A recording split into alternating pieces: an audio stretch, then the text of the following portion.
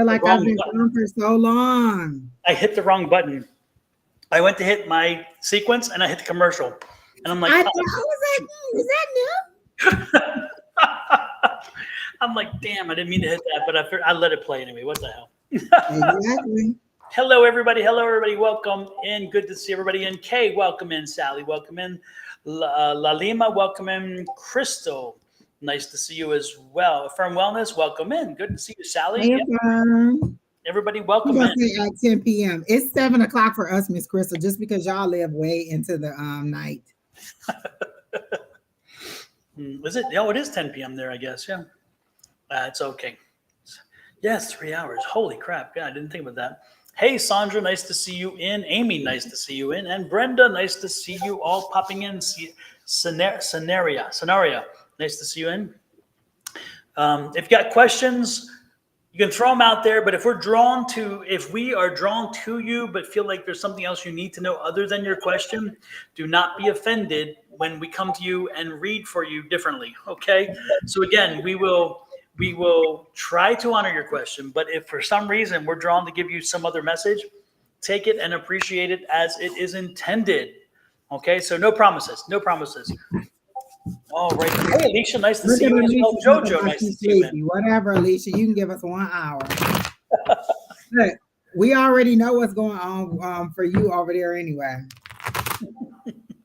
And yes, parking lot is in the background. Alrighty then. Nice to see everybody in, folks. It's the big news that if you have not heard, then you need to hear is that the full moon, if I'm not mistaken, is tonight. Correct, Angie? That is correct.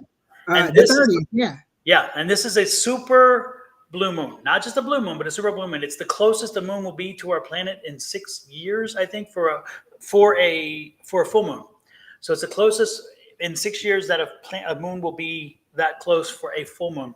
The moon for a full moon, anyway, which is crazy. Now in this situation, it's even crazier because we have it in the same time as Virgo and Mercury. And Virgo and Mercury in retrograde are not friendly. They make things difficult. So if you have Virgo and Mercury already wreaking havoc, you can imagine what it takes to add in the full moon. But the good part is with this full moon, it opens up creativity and it opens up wanting to be aware, wanting to learn, wanting to know. So today, tomorrow, for the next 2 days or 3 days, make sure that you embrace information. And if you have a creative side, get out and do something creative. Embrace that aspect of the moon, because again, this is that energy, and this is a very unique one. This again, you're not going to see this for another 6 years. Let me repeat that: not another 6 years. This kind of energy on this super blue moon. So again, take it in. Now, Angie, do you want to share the ritual with the full moon ritual, and let the folks kind of give them a quick talk through and let them understand what the process should be doing? So you can do this multiple ways, but the way that we did is you take a sheet of paper, like about just a sheet of paper like this. You fold it in half like this. You put what you want to bring in on one side and what you want to get rid of on the other side.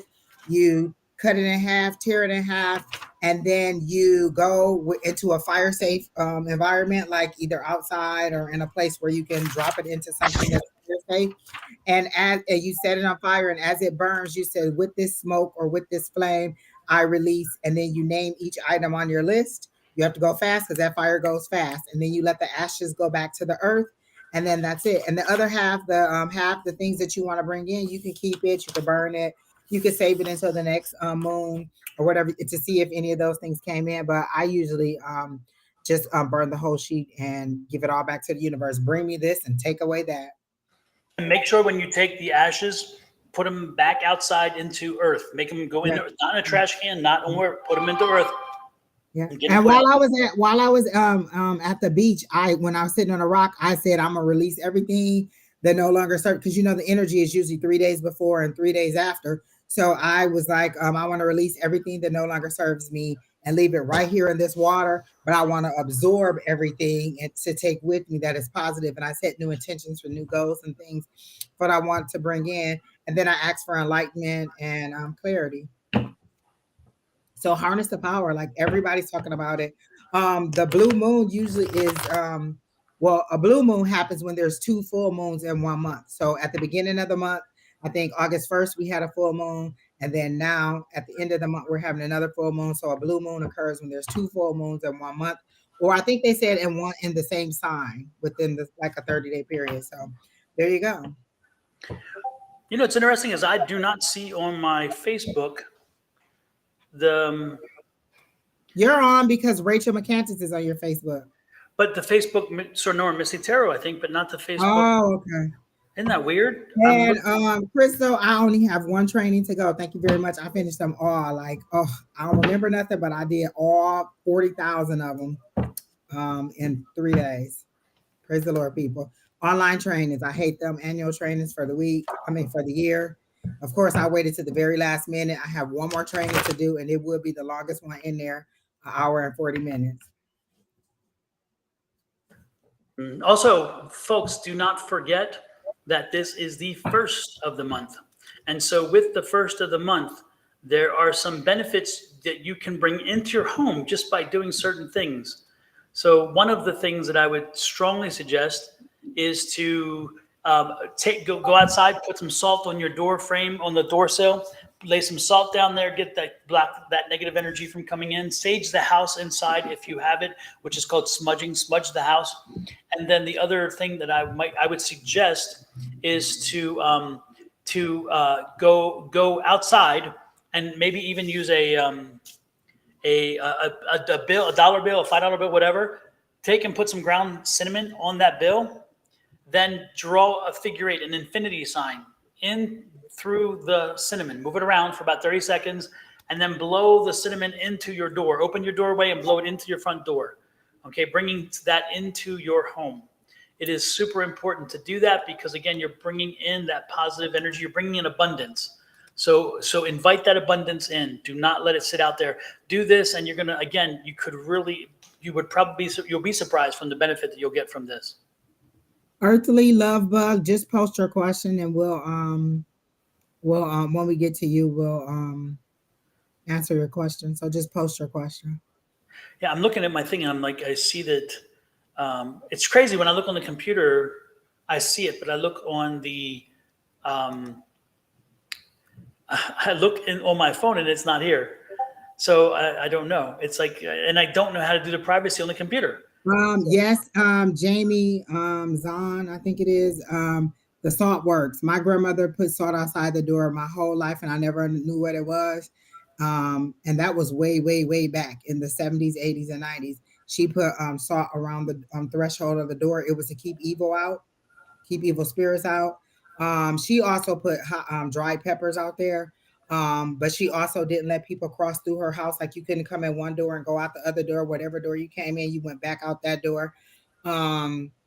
She had a lot of ritual things that she used to do that I, just didn't understand as a child. But now that you get older, you're like, oh my gosh, look at all this stuff. It really was something, powerful. And then the cinnamon is used all throughout the Bible for all kinds of stuff. And it's a money. Lots of people use it for money blessings. Like I have cinnamon sticks, the actual stick in my in the little change thing in my car. I keep one in my purse.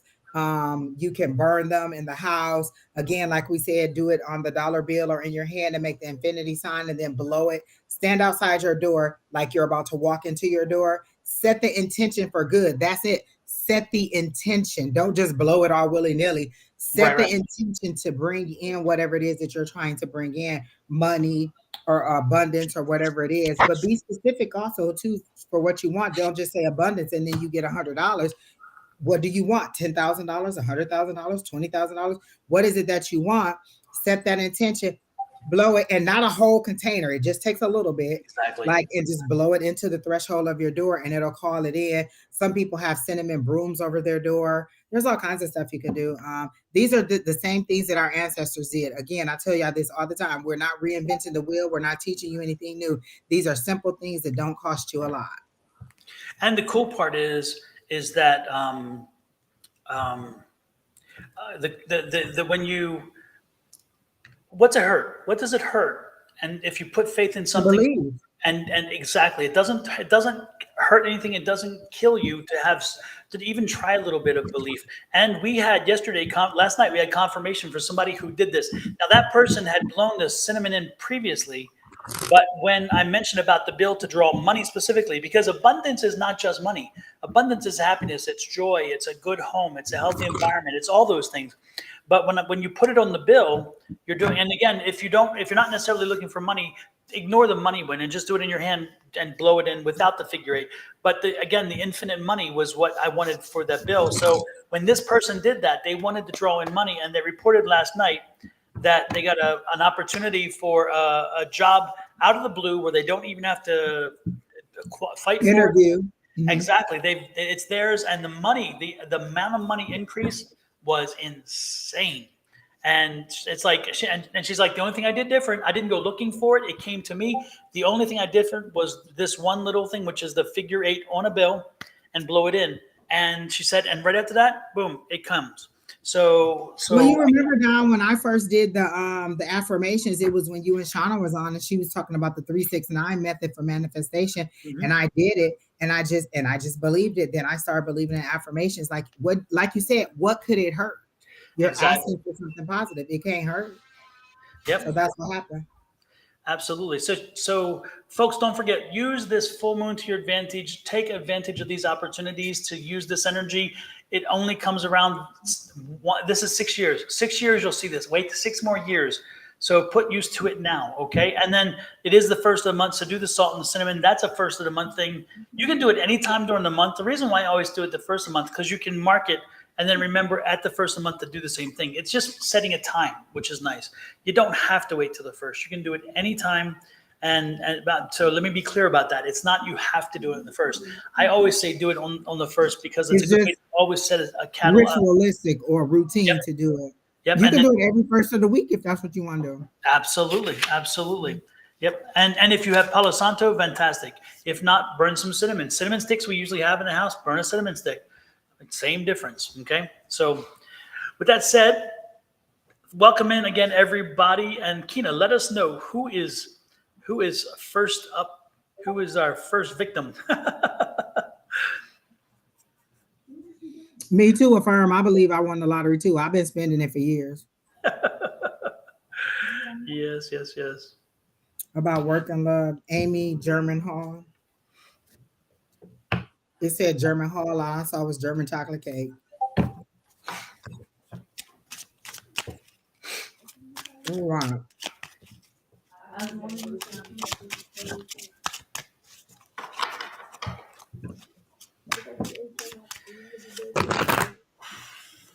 When I ask a what's for your greatest and highest good, Amy, they show me a dog walking away. Are you? I feel like there's a relationship ending, and you had a dog in common, and the dog is going with the other person, or there's something about a dog leaving you. Like they're showing me a little puppy, a little brown puppy. It's a little bitty dog, walking away or leaving. So I feel like there's a split or somebody leaving, um, a relationship or something like that. Um, Let me see what else. Um,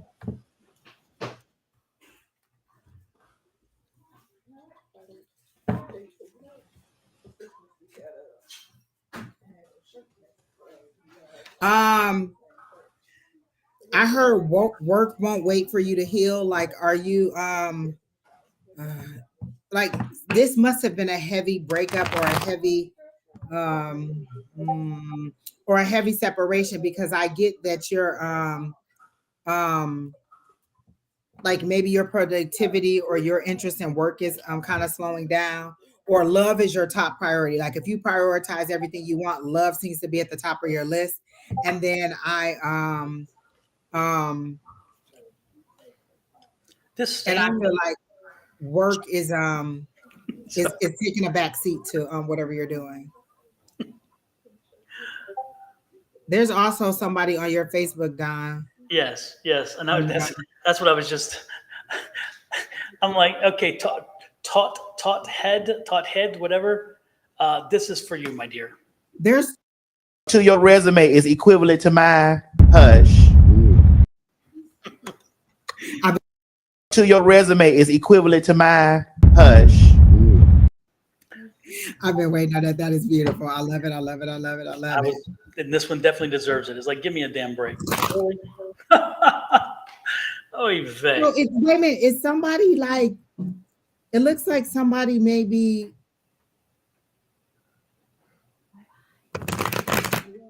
wait a minute. Did somebody hack her page? Because we know Shelly, right? That wasn't Shelly. That was Oh, Tooth Day Hard or something like that. oh, okay. Oh, because it's also the rock. Because I'm like, oh, okay, okay, that makes sense. Listen, people, don't start with us today. We ain't got the time. Not today. But back to Amy. Is Amy? Are you still here in the comments? I mean, are you still here, Amy? Okay, love is the top part. That was correct. Okay, like I said. And so it's making everything else take a back seat, but you're being less productive and you're missing out on opportunities. Like they show me doors, and all those doors are just staying closed and you're missing by them. And the doors are being so like if it was a wall of doors of opportunities, the doors are like pulling away from you. The door, you're missing your windows of opportunity for advancement in any way, especially financially. Like they show me disappearing dollar signs. Like you've allowed this love situation to really, really, really be the only thing that you're focusing on. Like if somebody says, did you set that meeting up and you're like, love, what? Who wants to be in love? Like you don't hear anything else but love. And so you're not it's really, really taking a toll on you. You need to cut ties with this person. And also, may I get and also, was there a dog was there a dog in a relationship, or are you ending the relationship? Because I see a dog walking away, and I feel like there's a breakup, and it's really intense, and it's taking you just a little while to get over this relationship. And what you can do is, again, you can put this person's name on a bay leaf. You can set it on fire with the intention of breaking the ties that you have together. I feel like this person is completely done. Like this person seems not to be looking back for, but you're hoping that they change their feelings and want to come back. But I don't see this person coming back for you. And I feel like you want me. I'll even ask the pendulum: is this person going to return to Amy? Is this love interest going to return to Amy? And I gotta know. Um, so I don't think that I don't feel like whatever you're waiting for is going to happen. You need to go ahead and move forward. Was this like a 5-year relationship? It's been a while. My ex says, okay, okay, 5 years. Has it been 5 years since you broke up, or were you married 5 years, or something about 5 years? They're showing me, but they're saying you need to go ahead and move forward. They're not coming back. But you can take the um again, the ritual that we were saying with the bay leaf, put their name on there, set the intention to break the tie, light the bay leaf, and then throw the ashes out back to the earth to break the tie or to break whatever bond it is. It doesn't necessarily have to be you actively desiring them, but there is some kind of bond or tie that is there. And there's a dog. There's something about a dog. What is the dog that I'm keep seeing for you? A little yapper. Like it was something that you really wanted, and I feel like this person took it out of malice, or one of you kept the dog out of malice to the other person. But in order to get back on track with work, you need to stop focusing so much on love. Love will come, but there's a desperation to you now. So if you find so, what I hear Spirit saying is, if they send you somebody right now, in your desperation, you won't be your natural self. You won't be able to give your natural responses, and so you'll do whatever they want you to do, or you'll submit to things, or be passive in things that may not be in your best interest. So they may cheat on you. They may, be in it for money or whatever. it is, you're not at the top of your mental state or your emotional state right now. You're too needy. So anybody that comes in, you're going to come off needy. You're going to come off a little bit clingy, and you're going to come off as a person like they're kind of showing me Elmira from Looney Tunes, that I want to love you and hug you and hold you. Like you're really, really going to grab on tight to them. And it's a little bit too intense because you still haven't eased out of that breakup and giving yourself time to realize who you are as a single person and who you are and what your love language is. Like I always say this, do you know what your love language is? Even after the divorce, a divorce is a death, a divorce is an ending. Do you know what your love language is? How do you want to be loved? Do you want compliments? Do you want touch? Do you want actions? Do you want what is it that you want? How do you want a person to love you? And if you haven't defined that, how can you expect somebody to understand that when you're not even admitting what it is that you're trying to draw in? Because you're going to attract the energy that you send out. So if you're sending out desperation, you're going to get the worst of the bunch, the crabs in a barrel. You're not going to get the loving, kind sources that are trying to help you. And then you want to go into a relationship whole. You don't want to go into a relationship as a project. Like I always say, I want a partner, not a project. I don't want somebody who comes in and I got to put them together and make them the person I want them to be. At this point in our lives, we should kind of be what we are hoping to attract from others. So I hope that helps you out. Oh, you said my little dog is his favorite. Okay.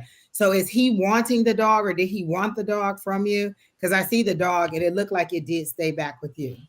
But again, wholly heal so that you can be one whole person in a relationship before you move on to another relationship. And then also financially, it's going to be to your detriment because people seem to be noticing at work that your productivity may be down a little bit or your attention to detail may be down a little bit, and you need to kind of get that back together.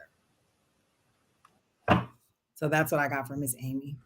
Amy, I the one thing I was picking up before, I don't know, I think even before that, even before the energy that you were sending was, and it was, it's kind of like I was feeling that, like that song, "You've Lost the Loving Feeling." I don't think you are enjoying your work anymore. I don't think you're enjoying where you're working necessarily, but I don't know if it's the work or whether it's, again, it's the work that you do or the place that you work. That's the thing I'm not clear on. That's how I'm gonna, because I just feel like, again, I'm getting this feeling like you've lost loving feeling. So I don't think you're kind of happy where you are. I don't think that you. But I'm getting the sense of feeling like you feel like there's more for you. So I that's what the spirits are kind of filling the gaps in, and they're just, I don't think you're happy that you're doing what you're doing, and I think it's not fulfilling it enough. And so it feels like you need to find something that maybe it could be in the same kind of basic idea of what you're doing, but I'm feeling like I'm talking big time U-turn. I'm talking like 180, take a swift turn back, or even a 90 degree. It's like a very much of a detour. That's the biggest thing, is that I don't think that I wouldn't be surprised if you start looking and getting feelers out there. But I think that it's, again, you're not going to be happy until you truly feel what it is you want to do. Because if you move on to something different and haven't really put the energy or thought to it, I think you're going to be very displeased with the next job as well. I think you really need to think long and hard about what it is that'll bring you happiness and joy, and then move in that direction. But don't take a leap until you do, because I don't think that's it's not going to fix your problem. I just feel like there's a restlessness in you, and the restlessness is a feeling of, I haven't been doing what I needed to do. Hey, Natural Divine Guide, it's nice to see you in. I also felt like she was hoping we were going to tell her love was right on the horizon and that someone was going to come in and sweep her up. And it will be once you are in a better place to receive love. Yeah, I gotta say, not on the horizon I'm seeing. That's the last thing I see. I didn't see anything about love. Sorry. That was like, no. And I don't know. Yeah. Think about it though. Think about it this way. When you are not prepared, when you are not in your best space, do you really want to be in a relationship? Because the people who are drawn to you when you're not in your best space are people that are looking for train wrecks. And usually those people come with a lot of their baggage as well. And the last thing you want is to inherit somebody else's baggage when you have baggage of your own. So avoid being a train wreck and entering as a train wreck and therefore taking on a train wreck. I just think that's really a recipe for a disaster. So get your own house in order, get your head in order, get your space in order, and then when you do, I think you're going to be pleasantly surprised about how things develop for you. Again, it's divine timing. You're not meant to be in a long-term relationship until you have yourself in, until you're ready to be a good partner, somebody who can bring a benefit to a relationship. And I'm not saying that you have to be perfect. That's not what I'm saying. I'm saying right now, you're not even happy with you. And if you're not happy with you, how can you expect somebody else to do that? And if indeed you're not happy with you and somebody else likes the unhappy and messy you, then again, that's a recipe for disaster. Because if you should change and finally get a come to Jesus moment where you finally find that you get that you get that happiness or something, they're not going to like to happy you because they wanted to train wreck you. You know, you may be helping them feel that they're not as much a train wreck. I don't know. So that the psychology session is over. But that's what I'm getting. Seriously, that's what I'm getting. Is that make sure that you take care, get a job, find something that makes you happy and it really fulfills you, get you on your path, and the relationship will follow. But if you enter in an unhealthy situation in an unhealthy manner, the relationship will be unhealthy, and ultimately it'll lead to exactly where you don't want it to be. And then that's not going to be pretty either because you felt like you'll feel like you wasted time. Both. It's going to be another ending, another horrible ending, and Yep. you're always going to be like, "Well, when is love going to happen for me?" Like last night, in class when we were doing our readings, one of the things they said was, I needed to open my heart up more, and this is me. My heart ain't open. Like what? You don't think I'm ready for love? Obviously, I'm not. Like, how dare they? How dare they know? Am I the drama? I love it. I love it. Who is next, Kino? What's love got to do? Got to do with it? I just love her. Mm-hmm.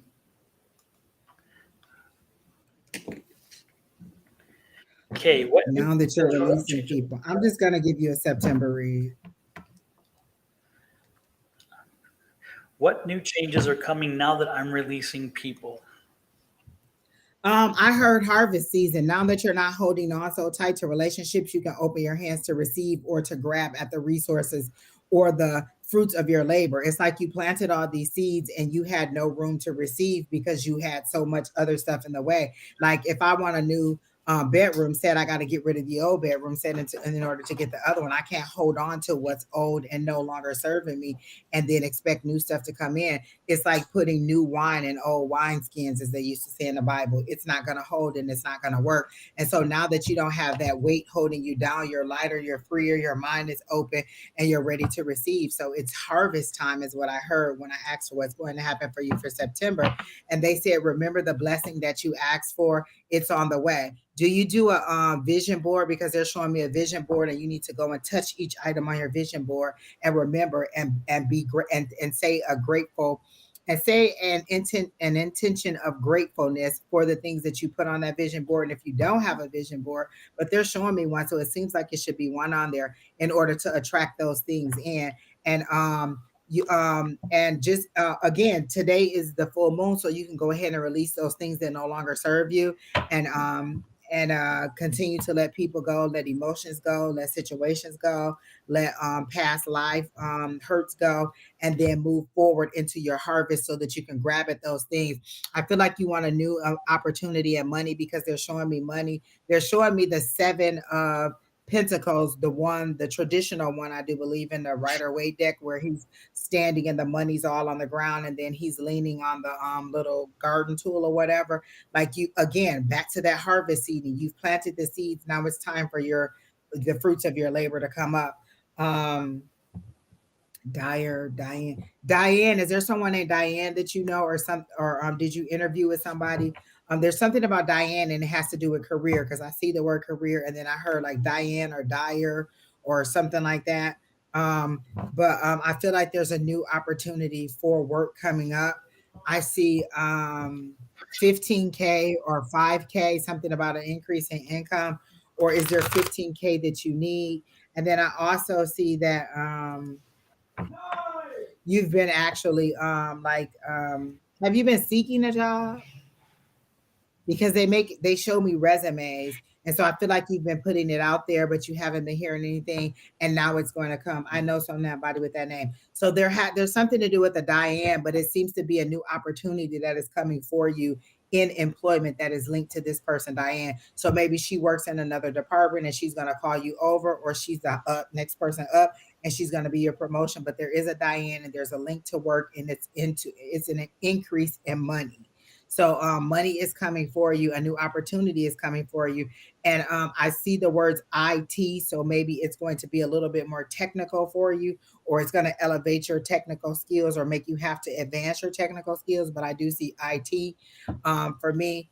That could be do anything. Well, if it was computers or media, they would have showed me a computer. So this is feels like it's information technology or IT for me. So and then I also see is there a celebration coming up? Like there's a little fluffy bear, a little white fluffy bear or a marshmallowy looking thing. There's some kind of celebration coming up, and then there's rainbow colors. Like the rainbow colors behind me, it's kind of like that, but it's flowing, and there's like a little marshmallowy or white little puffy thing that they're showing me. So I feel like there's some kind of celebration, and they're showing me the Three of Cups. So I assume that is a celebration or reunion with some type of family members, emotional reunion, or it doesn't even have to be family members, but there's some kind of celebration that's coming up where you guys will be happy. I heard the word announcement. So somebody's having an announcement. Is somebody having a baby? Like, are you expecting a grandbaby that's about to be coming? Because there's an announcement that's going to be coming up. So that's what I got thus far.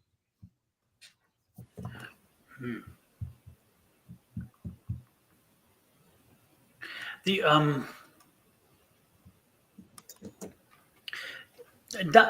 Diane, right? We're talking about Diane, or is this Kay? K. Oh, Diane was the person I saw that was linked to the job. Yeah, because that name was thinking in my head too, and I was like, what the hell? Kay, are you watching your health? Or there's something about your health? Are you are you conscious of your weight? Is weight having an issue with you? Are you having some drama around weight, or some negative feelings around your own weight or something? Because I'm getting a this feeling of a body image or something. The feeling of a some discomfort around that, or some questioning about that. You are who you are. You need to. You cannot be. One of the Kardashians because you don't have the money, because the Kardashians are not Kardashians. They are Kardashians on cuts and tucks and tweaks and plucks and fills and drills and all those things. What you see is was not the original product. It was lots of money to make that. And so I'm feeling like you're feeling a bit of pressure to because again, an image, but the image is not real. It's just simply image. It's just simply image. And so if indeed, again, I do feel like there's a body consciousness situation, and get beyond the fact that you are not somebody else. You are you. God created you. You're the one and only. There's no other one like you, nor will there ever be. So know that you are already perfect. You're already perfect, and what you do to tweak and cut around the edges is fine. You can do whatever, but know that they are not the image that you need to seek. The image you need to seek is, and again, I totally would get the fact that you may want to augment something or to enhance something or whatever, but I'm just saying, be careful to go down that road, because I think your body image issues could be, okay, I won't say could be, I'm trying to be too damn nice. Your body images are actually amorphous, is that what we say? It's a symptom of something deeper and that you have to deal with. So look in yourself and work on that part of you that is manifesting itself and having to fix something about the body. Because if you fix the inside, if you fix that thing that makes you feel like you are less than, and therefore if I fix this, I will be equal to or greater than. If you fix that, then you can still do the augmentation, but you're coming from a healthier place. So before you do anything outside, look inside first. That's what I'm suggesting. Look inside, because if you start inside, you can't lose. You can't go wrong. And again, if you change the inside and you get the inside feeling wonderful about your inside and outside, and you still want to make the change because you're like, hey, I've got the money, why not do it?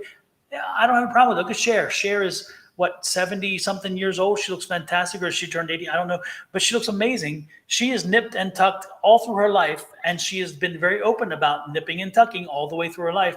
And she is wonderful. I mean, she's preserved. When she dies, they will have to, they'll probably still have a pulse. She'll be still there, but not there. I don't know. And so her body will never age. She already mummified herself. Exactly. Her body will still, it will never age. They open up in 200 years and it'll be better than King Tut. You know, it'll be Queen Cher. I mean, she'll be just amazing. But that worked for her because that's what she did and so forth. And I don't have a problem with that. But Cher, Cher did it because Cher wanted to be Cher continuously. And I think that was, again, but I think she was inside confident enough to say, hey, I'm a badass. I'm a badass. And this is me doing me because this is what I want. Don't do it to try to attract love. Yeah. Or the onlooker, or for somebody to want you more. Yep. Do it because that's what you love about yourself. Exactly. Yep. So come from a good place and you're fine. So there you go. That's what I got for you. So I'm not poo-pooing the idea. I'm just saying, make sure you're good inside. Yeah, like Dolly Parton, exactly. Dolly augmented. Most people know this already, but I was a big Dolly fan from way back. Dolly augmented because in her small town, the ladies of the night, the hookers, are what she thought was a beautiful, exaggerated woman, and she wanted to be a hooker. She didn't want to be the hooker role. She wanted to look like the hooker, and so she made sure she had the big hair, the poofed out. Oh my gosh, I never knew that. Dog. Yeah, and she wanted to. Yeah, she loved that look, and again the hookers had the big hair and so she went with that, and she's like, that's what I thought was beautiful. That's what I thought was very feminine to her. That's what she was saying. And so she spent millions to look that way. And it's funny because she tells them, people say, Dolly, whatever. And she said, it's expensive to look this cheap. That's what she says. She said, it's expensive to look this cheap, And then so she makes a hilarity of it. But she's had a lot of work, but she does it because that's her uniform. Remember, Dolly is Dolly. She puts all this on. It's like Patti LaBelle. Patti LaBelle puts the wig on, the nails on, the eyebrows, all this stuff. And in her concerts at the end, she starts taking her eyelashes off. She's like, the face is fallen, so take pictures now. And then the eyelashes come off, the shoes go off, sometimes the nails go off, and she's still Patti LaBelle. Again, it's that they wear the costume. They wear the image, but that's different than us being just people. We don't wear, it's still a costume, but it comes from a different place. We're not making a ton of money on this, Well, I could, because, what can I say? This beautiful punam here. Look at this. It's just amazing.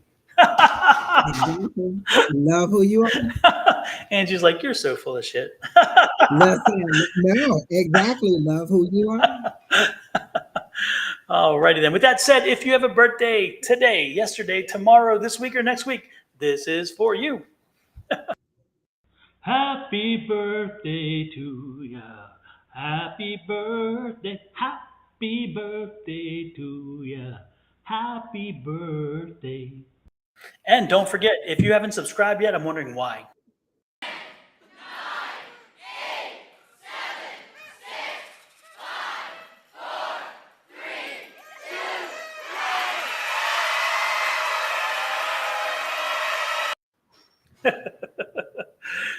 I love it. That's one of my favorites. It is too. I brought it back from the past because I just love it. As we get into our next reading, you will see on this side where my hand is, you will see a QR code. It is my weekly readings that are on YouTube, free weekly readings, and they're based on your zodiac sign. So as it pops up, take out your phone, open your phone up, turn the camera on, hit the QR code, or if you're in the chat, you can click on it there too, I think, as well. But anyway, and so I'm going to pop them up slowly one at a time as we talk. And they'll just be over here by themselves, just kind of over here. And you're welcome to check them out for the weekly readings for each of the zodiac signs. Again, it'll take you to if you're already on my page, you're there. If it takes you, if you're on Angie's page, it'll bring you over to mine just for that. If you are on my page already, pop over to Angie's and subscribe. If you're on Angie's side and not on my side, pop over and subscribe. Make sure you show the love to everybody. And then also there's a group of us like Divine God, a Natural Divine Goddess, Julie, Love Riot Warriors, Susan, Bonnie, show them the love too. Find them and show them the love too. And I'll pop them up over our course of the day so you can show them the love by subscribing too. With that said, who is next, Ms. Kina?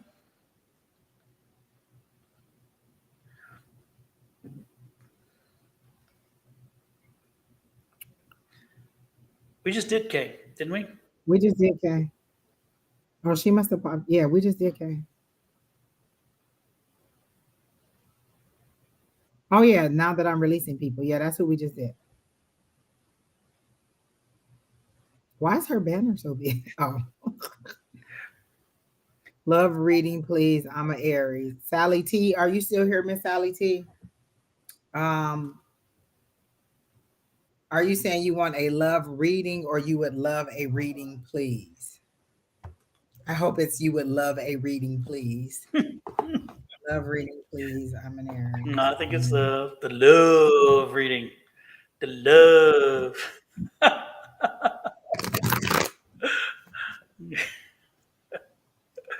I love you, baby. I'm gonna do a past, present, future on your love because I'm just not getting anything, and I don't know if that means that love is not in the atmosphere or I'm too rigid to tap into your energy. But I'm gonna do a past. What's love? Y'all know I'm the Grim Reaper of love, but I'm gonna give it to you. Sally T wants a love reading.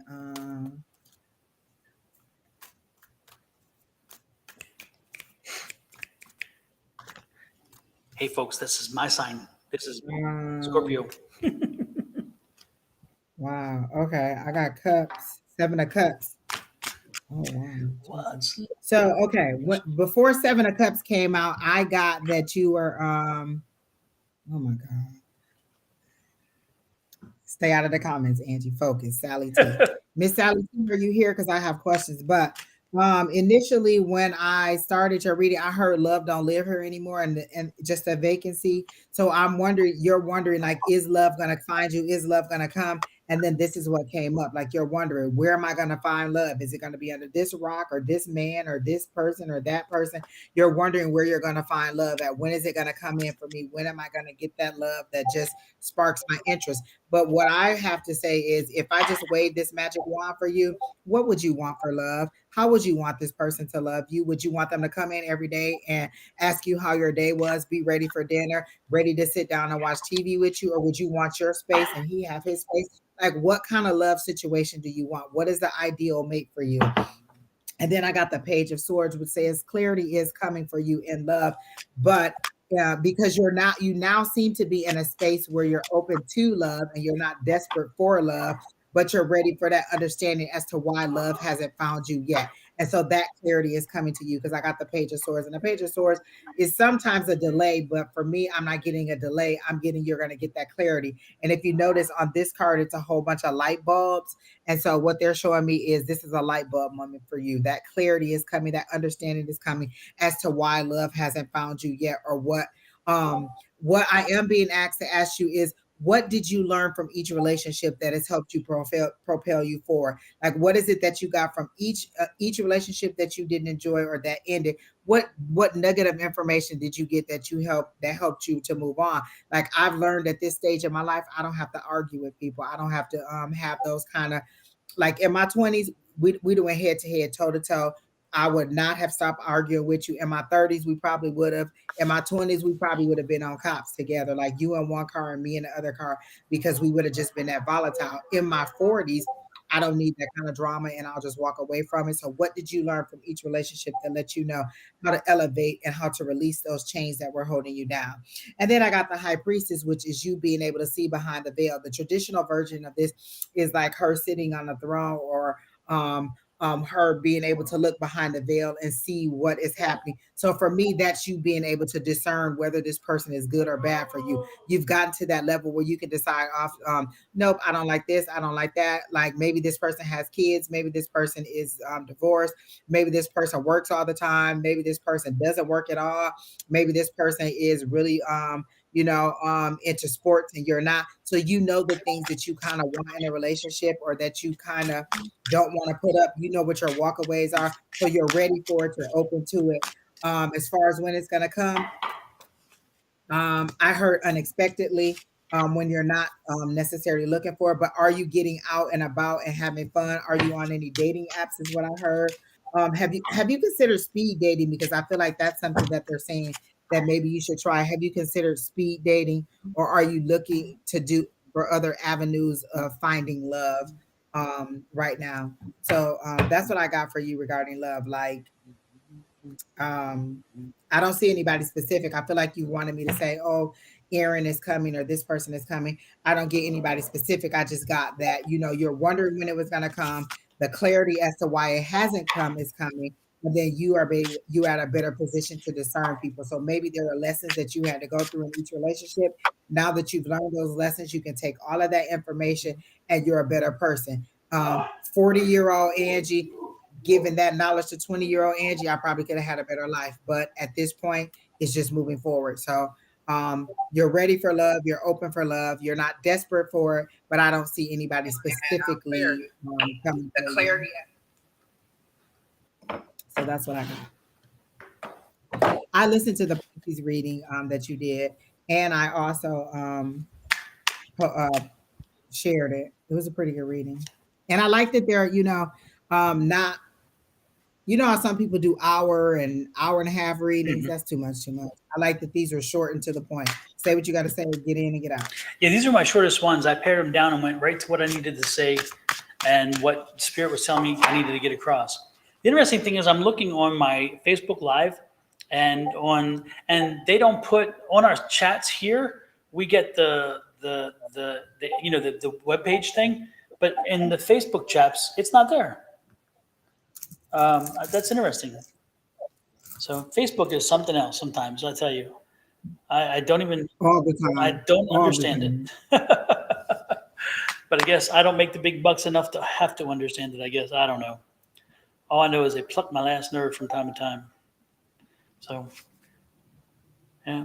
It's interesting though. It's interesting, Angie. On my Facebook Sonoran Mystic Tarot site, it posts the HTT page, right? But on the regular one, it doesn't. It doesn't post it. Isn't that strange? Yeah, and I didn't check YouTube, so I don't know what YouTube is doing. Let me peek at YouTube while we're doing that too. Diane, it's Diane, right? No, Sally. I keep going back to Diane. What's up with Diane, right? In my head, Sally. The only thing I can tell you right now, Sally, is it ain't happening. It ain't happening for a little while. It's just not there. I hate to tell you that because I'd love to quote unquote blow smoke up your ass and make you feel good about whatever, but that's not what you came for because I think you wanted a genuine reading and I'm giving you one. I do not think right now is the time for you for love. I don't think that's the case. And I don't know if you can even make things happen if you wanted to. I don't get a feeling for it. I don't feel that this is the energy for it. I think the retrograde is not helping you. The retrograde invokes Mercury and Venus. Mercury and Virgo. I think Mercury and Virgo retrogrades are not at all helpful. And so I think you still have a little ways before this happens. And so I don't try to make something happen. Don't try to make something fit. Don't try to push something. Don't do that. Don't go down that road. That's not healthy. Just give it a little time. And you'll know when you are ready for it, when it is ready for you, you'll feel an energy shift. You will know it because you'll wonder what the hell just happened. How did I now feel like this all of a sudden? Whatever it is, you won't even know what exactly the shift was. You won't know what the shift was, but you'll not even understand how you're feeling different, what the feeling is. But that difference is when the time changed. So be open and make sure you know your body well enough, know the feelings, the energies, all those things. Make sure you're aware of all those things that are part of you. So when the shift happens, you'll feel it. Sometimes we are so oblivious to our own energies that we often miss a shift. We don't even understand it. And then we're in bed for 2 days and we're like, why am I dead on energy all of a sudden? Well, you had an energy shift and you didn't handle it properly. That's what it is. So keep that in mind. Okay. Be prepared, be open, and be ready. And when you feel the shift, then take advantage of it. At that point, it should come through for you. Okay. So, but until then, I really don't see it. I don't feel it. I don't get that it's gonna happen for you. Okay. Sorry to give you the bad news, but that's what I'm getting. I don't even know if she's here because she hasn't said not a single thing. Oh, hate that. Okay, Kena. I was drawn to Empress Kiki 1111. She asked for a random read, and I keep seeing a casket. So for Empress, did you just bury somebody, or was there just a funeral that you went to? Because I keep seeing a brown casket, and you laying your hand on it and not wanting to let this person go. They're wanting you to release that sad energy, that sadness of them. They're wanting you to remember them in their positive spirit and not in the feeling of your loss. Like I feel like there's a heavy weighing on you, because they're literally showing me a brown wooden casket and you laying your hand on it before they lower it into the ground, and you being a little bit upset about it. There's a white flower spread on top of the casket, and you still being sad and holding on to divorcing. Mm, I guess that could be considered a divorce, but because I do say that divorce is a death, but they're showing me a casket, and you laying something to rest. So, oh, that could be it. Oh, that makes sense. It could be you laying something to rest and you not being able to let go of it. Um, and they're wanting you to let go. Yeah, that's how they're showing it to me, is that you need to let go. Like they show me two hands like separating like this, like you're needing to let go. Um, and you're in a not necessarily a depression, but a sadness that is still holding over you, because they showed me like a rain cloud over you, and you don't know how you're going to do. You're like making it through moment or day by day. I had a dream. Oh, you had a dream. Your husband died. Your ex-husband died. What? I don't know, because you're saying husband, but you're saying divorcing. So, um, well, I'm not seeing. I don't know that they are dying, but that's what they're showing me. Literally, this casket with the white flowers on top, and you with your hands on top of it, not wanting to let this person go, and they're saying to let this person go, and to move forward um, into your happiness and your joy. There is a rain cloud that is over you, but it's you.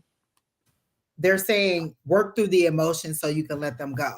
Don't shut them down, or you're just kind of floating through the day because you don't want to feel anything. You want to be numb. And they're like, let them go. Scream, shout, cuss, fuss, write, journal, stand out into the moonlight and release all those things that no longer serve you. Do the new moon ritual, or the full moon ritual that we were talking about.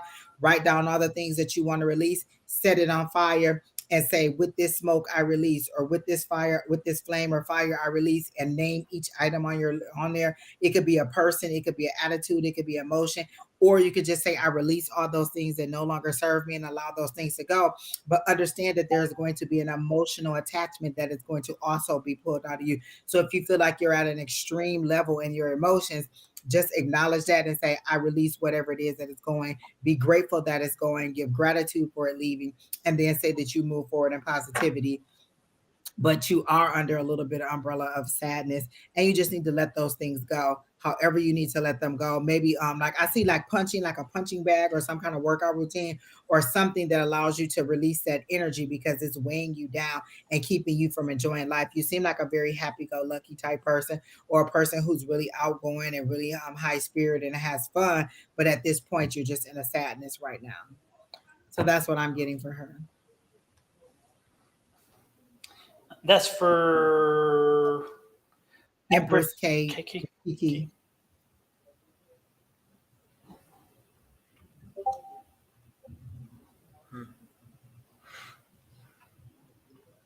And then also there's support groups you can go to for people who are getting divorced, or people who are going through those kind of loss. You can also go through go to support groups with other people who are going through the same situation. Sometimes it's the community that helps you to move forward.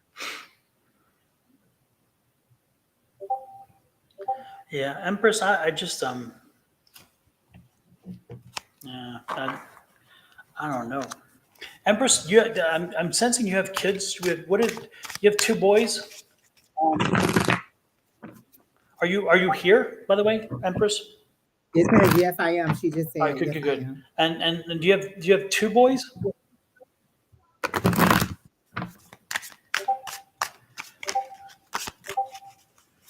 Subliminal Galaxy, we see your question.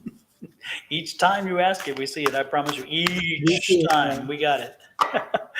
Back to you, Empress Kiki. Do you have 2 boys? 4 boys and 2 girls. Okay. Then I'm picking up the 2, so it may be then the 2 girls. So therefore, the energy of the girls.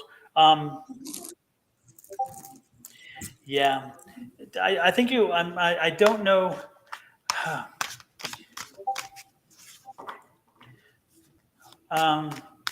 Yeah, I, I think you just need to have a long conversation with the girls. There's something going on with the girls that I don't know if they know each other. Something between the 2 of them that they're sharing a secret. They're sharing some information that you need to know, and they're not going to share it with you, but you need to unearth it. So you adopted them due to domestic violence. That's why the feeling is okay. Okay, interesting. Yeah, have the conversation. They need a conversation. They need. There's something specifically they need more than the boys. And it's again something shared between the 2 girls. So what you got, Angie? Oh my God, I got goosebumps. And they reminded me when I adopted my daughter, she had went through a lot of trauma. And what I used to do was monthly dinners with her. Like it would just be me and her one on one because she could have my full attention and she could tell me what was going on in her life, or she could just explain to me things in a setting where nobody else could hear, like her other, nobody else in our family could hear, and it just be us one on one. So they may need that one on one time, or they may need that attention just to you. It's great to have that family and it's great to have all that support, but sometimes we need that one-on-one time with you to know that you're interested in what we do. We already feel like an outsider, or they already feel like an outsider, or like nobody cares, or that you're just taking me in for whatever reason. And so they may just need that one-on-one attention with you. It could be them separately or it could be them together. But that was one thing I did was I took her out monthly, or however, I think it was monthly, or it could be every other month. And we would just spend that time together. She couldn't invite no friends or nothing. It just had to be us. She would tell me what was going on with her life, school, whatever, and she could be open and candid about it. And then we could just have a regular discussion one on one. It was our time without any other interference or anybody else being allowed. Yeah, I definitely. All 6 were taken.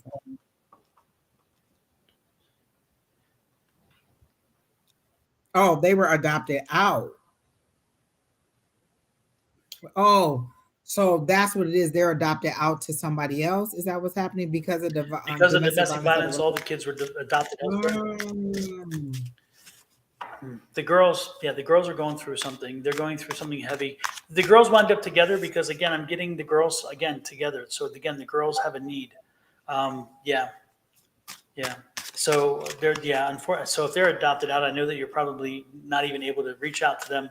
But man, the 2 girls. You know what? And they could be asking, how could you choose this relationship over us? Like, how could you choose to stay in this situation over taking care of us or the safety of us? Because even in the years since my daughter's mom has passed, she's always wondered, how could she give me up so fast? Because when I got custody of my daughter, her mom just signed the paperwork, just signed this form, allowed me to get custody of her, and then she passed a couple years later. But what I had to explain to her is she may have understood in the situation that she was in that she was not the best caretaker for you. So what she gave you was new life. So they could be wondering, how could you choose this situation over us? And that's what it is. Like, how could you allow them to take us away? Why didn't you do what you were supposed to do? And it's not necessarily a valid reason because I don't know all the circumstances, but that's what they could be feeling because I know this firsthand because my daughter has explained it to me. Why they want to know why this situation was chosen over the care or betterment of them. And that could be what they're asking for. And you may just need to have that conversation with them. And even if you have no contact with them, you could write a letter to them, I was just and it may not ever thinking get to them, but you can just write it out in journal. the same thing I was just thinking. Write the letter to them. Yep. And yep. Write a letter to them. Yep. And then maybe they'll get it that way, or at least emotion, they'll get that kind of clarity or understanding, even if you can't give it to them. Or even if you can give it to them, but write to them and let them know heartfelt and be kind about, and just explain the situation. Don't blame anybody because one thing we hate is blame.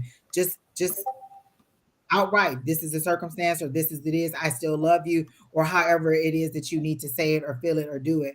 But allow that'll give you release, and that'll give them some comfort to know that you just didn't just abandon them, or you didn't just not care about them. Yep. And when you write that letter, seal it and address it like you would anything else, and then put it away, put it someplace and keep it.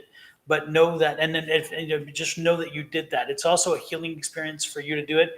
The one thing though that Angie hit on that I really want to bring home a little clearer is that when you write this letter, don't give excuses why it wasn't your fault or why it was beyond your control. That's not what they want to hear. And you know that's not specific, that's not completely the case, because you had choices that brought you to the situation. So be honest with them. They were there. They experienced it. Don't minimize their experience by you trying to maybe protect yourself or make yourself feel a little better. Be totally bluntly honest and make sure that you had the conversation saying, look, this happened. I wish it could have been different. I made choices that didn't pay off. Don't dwell on all the minutia. That's not really important in that letter. The most important thing is saying, making it clear to them that the last thing you had wanted to happen was losing them, but then know that they are important to you, and in that way. But don't try to make excuses in that letter. In that letter, be it a letter of love and understanding and appreciation for that they deserve, not you. This is not about you. It is a bit cathartic for you, but I'm telling you, you're writing it for them. So make sure that you're helping them to understand. But again, take blame where it is due, and cleanse yourself of that, because you have to. I God bless you, and I hope that things work out for you eventually, and there's a healing. But it's a long, hard road. So yeah, and make sure you get some help. Make sure that you reach out and find somebody who you can, a professional who can work with you through this. Make sure they can help you to understand what you're experiencing and how to put it in proper perspective, because often we bury it and then it becomes very unhealthy. That's not something you need to do. So make sure that Packing it down and pushing it down and packing it away isn't going to help, because eventually it's going to explode and come right back to the top, and it's going to be even worse and more volatile. Absolutely. The worst part is very, very true. So bless you, and we hope the best for you. Absolutely. Absolutely. And there's one more person I was drawn to really quick. That's Subliminal Galaxy. Are you a cook? Because they showed me somebody flipping pancakes. Are you a cook, or do you aspire to be a cook or something like that? I see you flipping pancakes. So is there something to do with cooking for you, or is that what you aspire to be? The money is in the baking. Do you bake or something like that? But you don't know how to get it started, or you don't know where to go. And they're saying they're showing me actually you like in a pastry chef outfit, or in some kind of chef outfit. So you could go to pastry school, you could go to culinary school or something like that. But I'm seeing cooking as to being, you said you was a project manager, but you don't enjoy cooking. There's nothing to do with cooking, because that's how they're showing to me. Every image that they're showing to me is of cooking. So is that your desire? Is that what you want to do and you just haven't pursued it?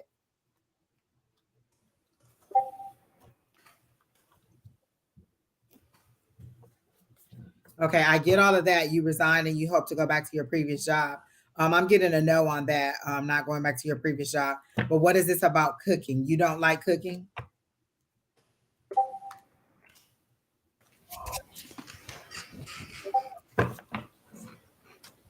Because that's how they're showing it to me. They literally showed me someone flipping pancakes, and now they show me you in a chef. I don't know to cook well. Actually, I'm not good. Oh well, that's how they're showing it to me. They're showing it to me as a chef, or as they're actually showing it to me. Or if it's not you, then it's somebody else. Then, that loves to cook. There's somebody here that loves to cook, because they're showing me.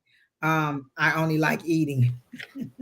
Because they're showing me somebody flipping pancakes, and then they're showing me this person in a chef outfit, with the hat on and with the white jacket on. And so I'm assuming that it was you, but if it's not you, then I'm not getting anything on your career then. But I did get no on going back to your previous job. Yeah, there's no return.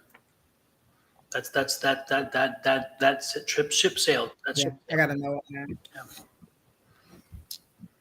And I don't feel like you did like I'm not I don't know how you left, but it seems to be like the door was closed and oh well.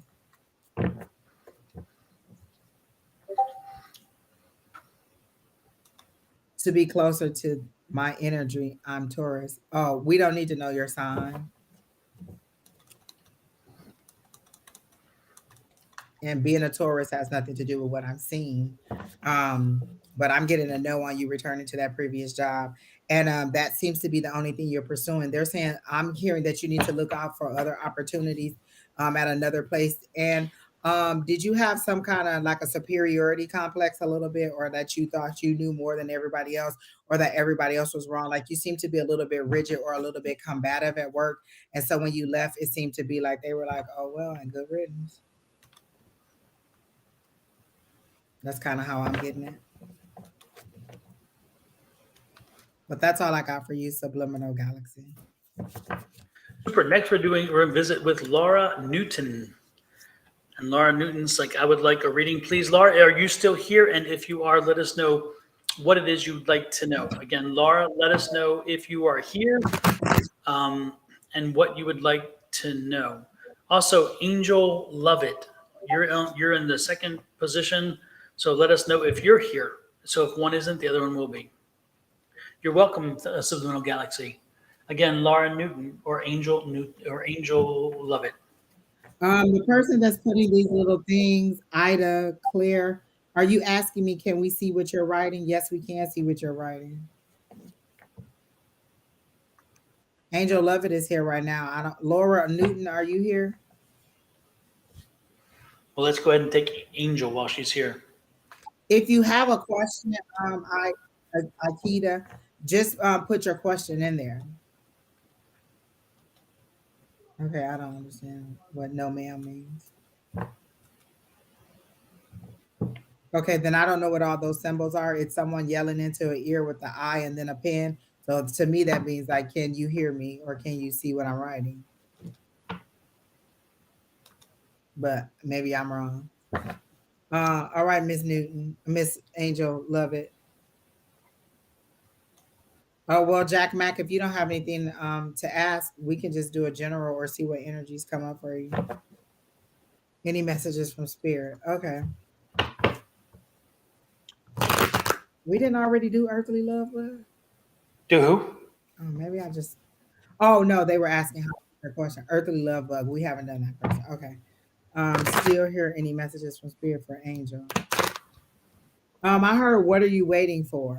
Are you ready to take a vacation? Because they showed me a Bud Light, they showed me sunshine, and then they showed me the Fool card, and that's just kind of somebody going off and falling into something without a care in the world. So are you needing a vacation and you haven't um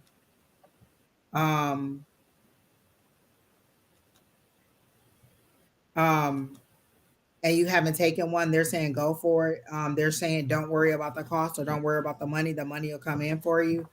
Um, but I'm feeling like you definitely need a vacation. You definitely need some time in the sunshine before I need a mental rest, because that's how they're showing it to me. You just kind of falling back into rest or falling back into the water. You need to be at a beach because they're definitely showing me a beach. And they're saying, gosh, they really want me to show you this card. So I'm gonna find this full card in this deck, and they're showing it to me on this deck. But you really need that release. You really need that rest. And they're saying go for it. Stop putting it off. Stop saying you'll do it and you haven't done it yet. They want you to go ahead. This is how they're showing it to me, that full card. Like that's all you need to do. They're at the edge of the cliff and they're just gonna fall off into the water. And that release, that rejuvenation, you're basically running on fumes, or you're running on like you're not at your full capacity mentally or emotionally or physically. And if you get this rest, it'll allow you to rejuvenate. It'll give you time to renew. You'll kind of get grounded. And when you come back, you'll have more clarity. You'll have more understanding. And then you'll be ready for a promotion, because I heard advancement. So you'll be ready for a promotion at work or in whatever your career objective is. But you need this rest because the next few months is going to be very busy, busy. And I don't know if that's just a season of what you do at work, but they're saying go ahead and have this rest and enjoy a long rest, 7 days. And then when you come back, there'll be a promotion and there'll be more work, but you have to be ready for it. Because I feel like you're going to be managing people or processes or moving parts. There's like a lot of moving parts. So maybe it's people and processes that you're going to be managing, but there's going to be a lot of moving parts. And the last quarter or so of the year, you're going to be extremely busy. So that's what I got. The only thing I'm getting, the biggest thing that's popping through to me is that know your worth. Know your worth. I get a feeling that you don't necessarily know or understand the value of your worth and what you do. I think you need to raise your prices. I think that you're charging a little too little for what it is that you do.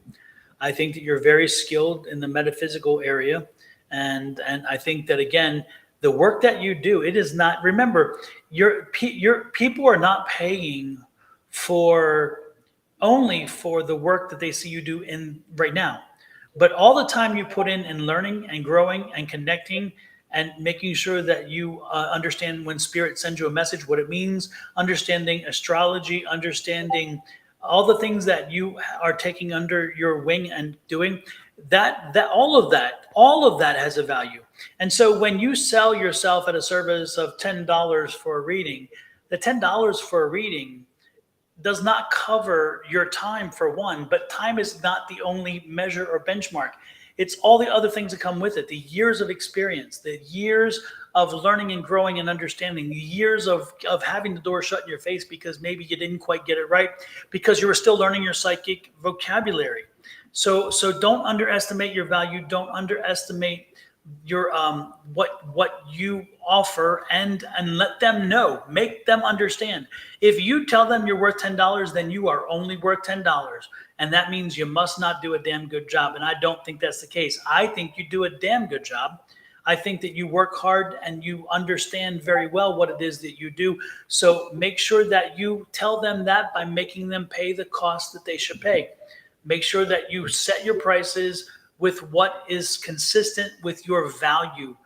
Do not undercut yourself. And I'm talking the $10 read has to go. You cannot do that. You have to, because I'm seeing $10 bills, $10 bills. If you're doing $10 reads, don't do it. Don't do it. Because I'm being told $10, $10, $10. Don't do it. Don't do it. Wait a minute. Wait. Do I have a video for that? Do I have a video for that? Let me look. Where what? There it is. This is it.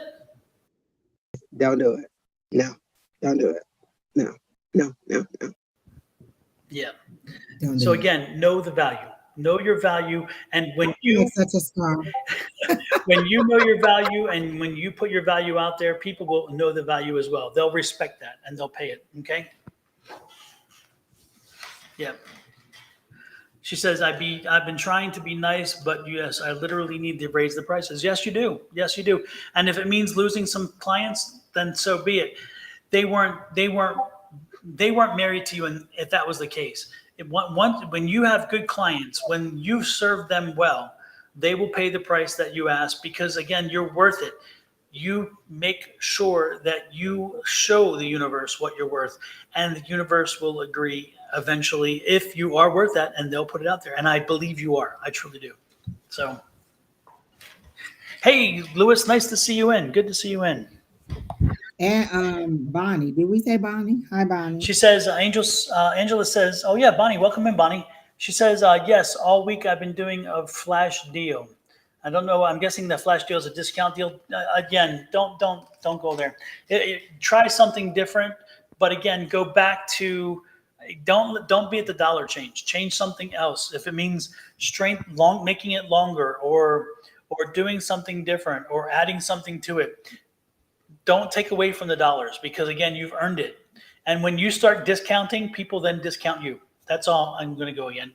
That's the key. Don't discount yourself because you are worth it. And when you start telling yourself you're not worth it, then, or tell everybody else you're not worth it by the value, then guess what? You may start feeling it too. So that's my 10 cents. So next. Thank you, Aikita, for subscribing. It shows me immediately when you subscribe. So when you people tell me you subscribe and you didn't, I know that you didn't. Absolutely. Who is next? All right, who's next? Oh, hello. Luca Red Tarot. Don't do it. Luca, look at Angie's face. Look at Angie's face. Don't do it. No, don't do it. No, no, no, no. Go back. The edge is I near. hope you have like explosive diarrhea tonight. Like, Oh my goodness. I hope you feel the pain. May you have the day you deserve. In public. Yes, indeed. Yes, indeed. Who else are you drawn to there, Angie? Keena, who are you drawn I to? haven't seen a lot of people. Aikita keeps keep putting little symbols that they didn't ask a question. There was somebody else, not Brown, because that question is so depressing. Oh, Jack Mack. I think we've read him before.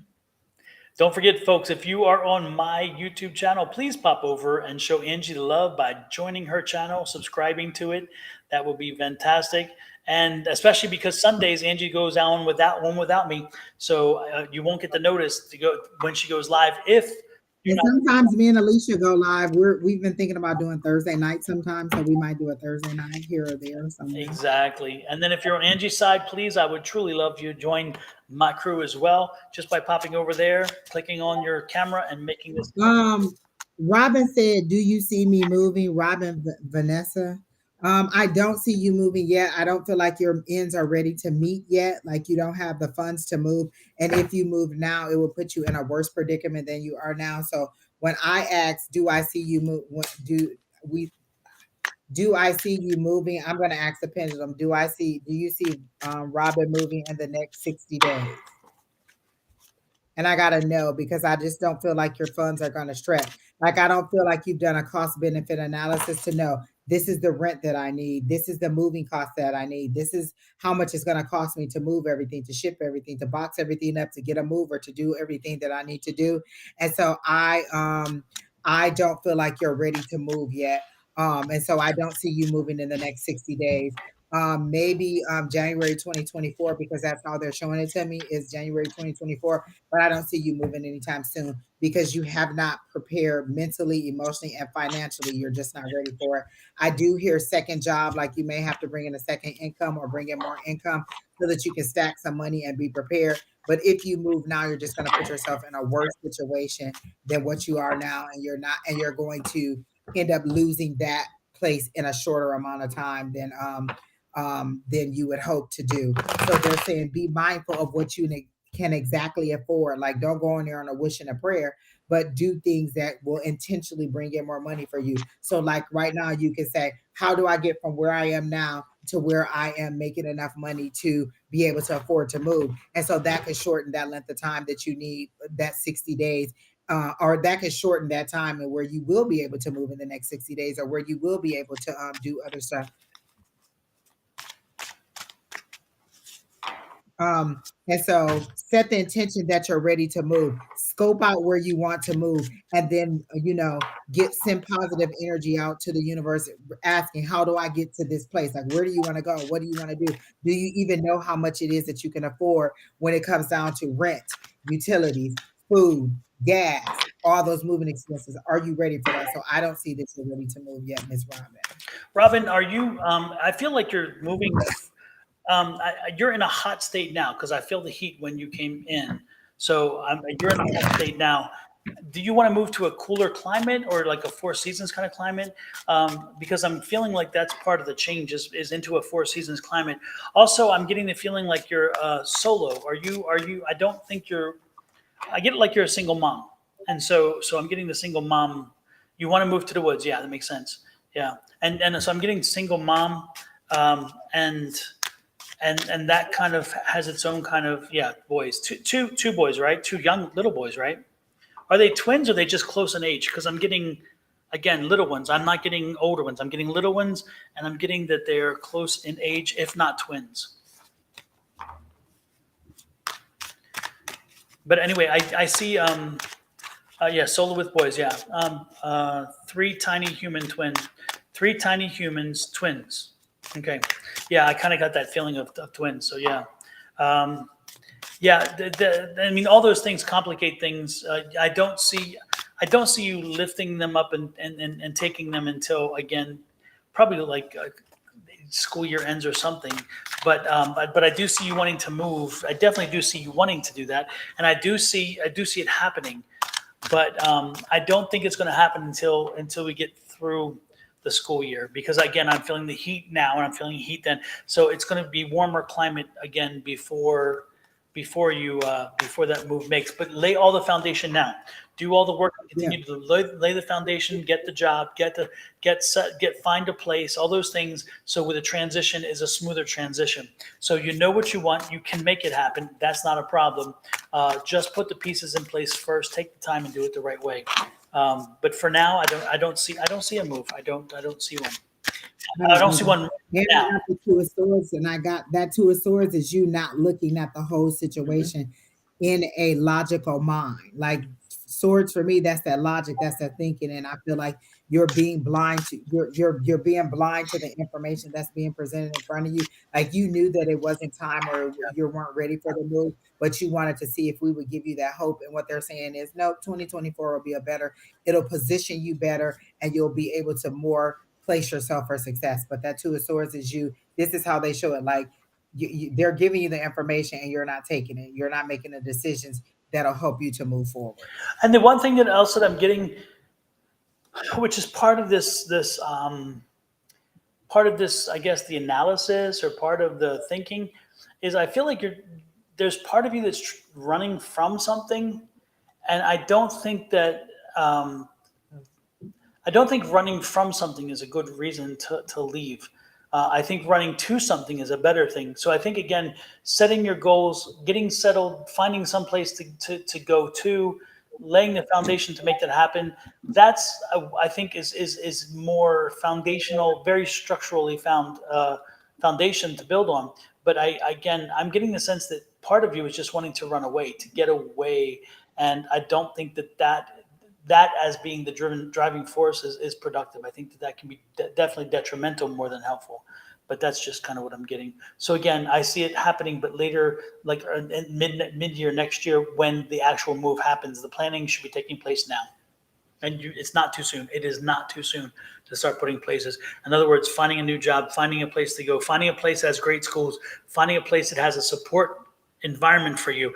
There are certain states that are not very friendly to helping single moms and to helping people who need the support. There are other states that are very supportive in that way. So make sure that you do your research on the states and make sure that those are the states that are very supportive and very helpful. There's certain states that, they're very good tax friendly, but that's because they don't do a damn thing to help the people. So people are starving. And there's other states that will tax you heavier, but guess what? They have all the support and all the stuff to help you lift up. Make sure you do the research on a state that works better for your situation. So wherefore you have a safety net. You want a social safety net underneath you. When you're moving to a new environment, you want to know that there is something there, someone there, some support there that'll help you should you hit a bump in the road, because again, you'll be new and you'll know very few people. So again, that's why the homework is so important, if you don't mind. And they're telling me to make sure you focus on transportation, like all forms of it. Like if the kids have to go to school, is there a bus that'll take them to school? Or is it something that you have to drive them out of school? Make sure your transportation is tight or that you can get to where you are. Because I know somebody who moved out very far out into the woods, and then they had no way to get to work, or they had no way because the bus system didn't come out there, or it was a very long bus ride. So be mindful of all those things. Like I wanted to move. Sometimes I would think about moving out of this area because it was so expensive, but then I would think about, okay, well, how am I going to get my son to school? Like right now, it's a 10-minute drive down the street.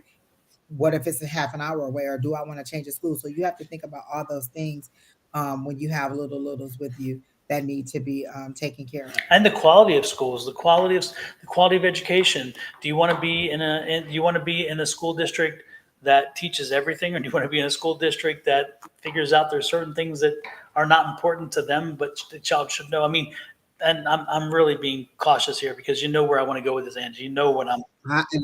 Don, I hear you. I'm like, I got it. Yeah. I know what you mean. So make sure that you choose well. Make sure that you choose a place where your child can be educated about everything. Yeah. Okay. I'll get off. Who's next? Because I could go long on that, but it's like I'll be chasing people off the air. I promise I'll be chasing people off the air. Let me tell you this: my mental capacity is not for homeschooling, and my kids will learn a lot of cuss words. No, thank you. No, thank you. Yeah. Absolutely not. I am not teacher friendly. That's why you don't act up in school. You do not act up in school. You're respectful of the school staff because I can't do it. I can't deal with the little hollering. I did homeschooling for both boys for periods of time for each. One was for about half a semester, or a semester, not a whole year, but a semester. And the other one was a year and a half. And I will tell you, don't do it. Look at my face. Don't do it. Don't do it. Don't do it. From somebody who's you need the patience of Job in that situation, honey. Yes. Yes. Yeah. And that's one where we don't need Angie's voice, because believe me, that's my voice right there. Don't do it. Don't do it. Look at my face. Listen, I could be the disciplinarian at the school, but Lord help the child teaching you children. Woo! I would be bald to the world, just chain smoking cigarettes. Like, you don't get it yet? No. Yeah. No, I did it. I did it for a semester for my eldest son, and for my youngest son about a year and a half. And I was so thrilled when he wanted to go back, because high school was starting, and he wanted to go back into high school so he could do football. And I was like, hell yes, whatever it took. Let's go right now. You need a helmet. You need some pads. What you need? Exactly. Write the check. Write the check. Yes. I'll write the check, because I was. You need me to bring Gatorade? You need me to bring snack? What you need me to do? Because this child needs to be in a building. Exactly. And not to be blasphemous, but I was saying free at last. Loaded with free at last. I am telling you, I felt emancipated. I am absolutely serious. I was like, yes, my day is my day again. What a wonderful thought. Listen, teaching is not for the faint of heart. No. I don't have the patience. No. Help the children. I love people help who can, them. but I won't. Help them. That I'm not their teacher. Crazy. It is. Believe me, it is. It really is. And again, I did it. I can speak from experience. I will not ever do that again. Never, ever. Oh my goodness. All right, Keaton, who's next? Ms. Robin, but I hope that you consider all the things that we said regarding your move, and you make some very good decisions. And actually do a vision board as to where you want to go and what you want to, absolutely, kind of what you want to visualize it. So you'll give yourself, like, listen, I don't need to do a vision board because I'm a very visual person, but I visualize, like, I've already bought stuff for the meditation room that I have in a house that I haven't even found yet, but I know what it looks like in my head. So when I find it, that's it right there, because that's how I visualize it. So they could still be building that house for me. It could be being remodeled for me. Whatever it is, I know what the room looks like. I know where the room is, and I know what I want it to be. So I visualize it. I imagine myself in there. I imagine all my equipment being set up in there, and it's my media room, but it's also my meditation room and where I do my lives and all that stuff at. I see it in my head, and I know what I want, and I just set it there, and then I just let it sit in the back of my mind because I know what I want. Absolutely. And while you're at it, folks, don't forget, like, share, subscribe, and follow. And if you haven't done so, I'm wondering why not? 10, 9, 8, 7, 6, 5, 4, 3, 2,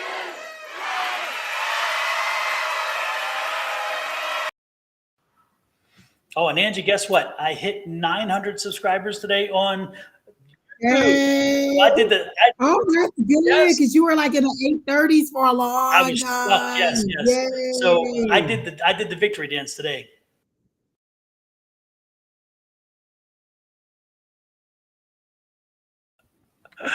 I would. Amen. Let the church say. Amen. Amen. Absolutely. I was like, I went back to right now. I was like, yes. Finally. Okay, so Prelima, are you still here, Miss Prelima? Is it Prelima? I can't even see what that is. I think that's close enough. Promelia. Oh, that sounds like Promelia. Oh, Promelia sounds better. Are you here? Man, kind of like Prometheus. It's that same kind of sound. Promelia, I think so, right? Yeah. Listen, if I had my glasses on, I could probably see. I do have mine on. I still can't see. Oh, And the reason I want to know she's here because at first I thought I saw Leave It Alone, but then I saw Leave It to Beaver. So I didn't know if that was a mischievous kid or a TV show that you used to watch. And so I was trying to figure out where they were going with Leave It to Beaver, but your energy seemed to disconnect. So if you're not here, then I'm just gonna go on because your energy seemed to disconnect. As fast as I got into it, it seemed to disconnect. So I don't know if you left or whatever it is, or maybe they want me to save this word until you're here. But I saw Leave It Alone, then I heard Leave It to Beaver, and then the energy just disconnected and I didn't get any more. So maybe you're not in here. But Paola is here. So Paola, what's your question? Like, don't ask, can you ask a question? Just ask the question. we can answer that. Because now we gotta wait for you to type the I question. say we can answer. You had you had one question. Your answer to the question is yes. You can ask a question next.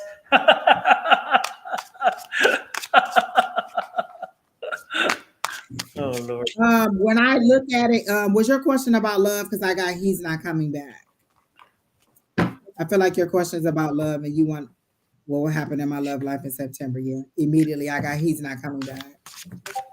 Before I even saw your question, I saw I saw that. Oh, honey. It's not what he did; it's what you did, and you know what you did. Yeah, he's not coming back. And then what broke out was the oh my gosh, these are two like heavy cards because I got the Ten of Swords. You carrying a burden now that and you're on the. I like the way they do the Ten of Swords here because you're carrying a heavy burden and you're on a long journey with this burden. But then that judgment comes out. You're judging yourself. You're beating yourself up about it, and you're sad about it. But this person is not coming back, and this is that judgment card. This is you judging yourself. You um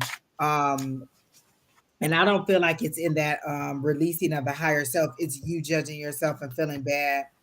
You're speaking to a new person. That's I don't know because I heard he's not coming back. They didn't say anything about a new love. I feel like you may be saying that, but you're in the back of your mind wondering if this person is gonna come back. And they said, and literally, this is what I heard. Spirit, I don't know you personally. I don't know what you did.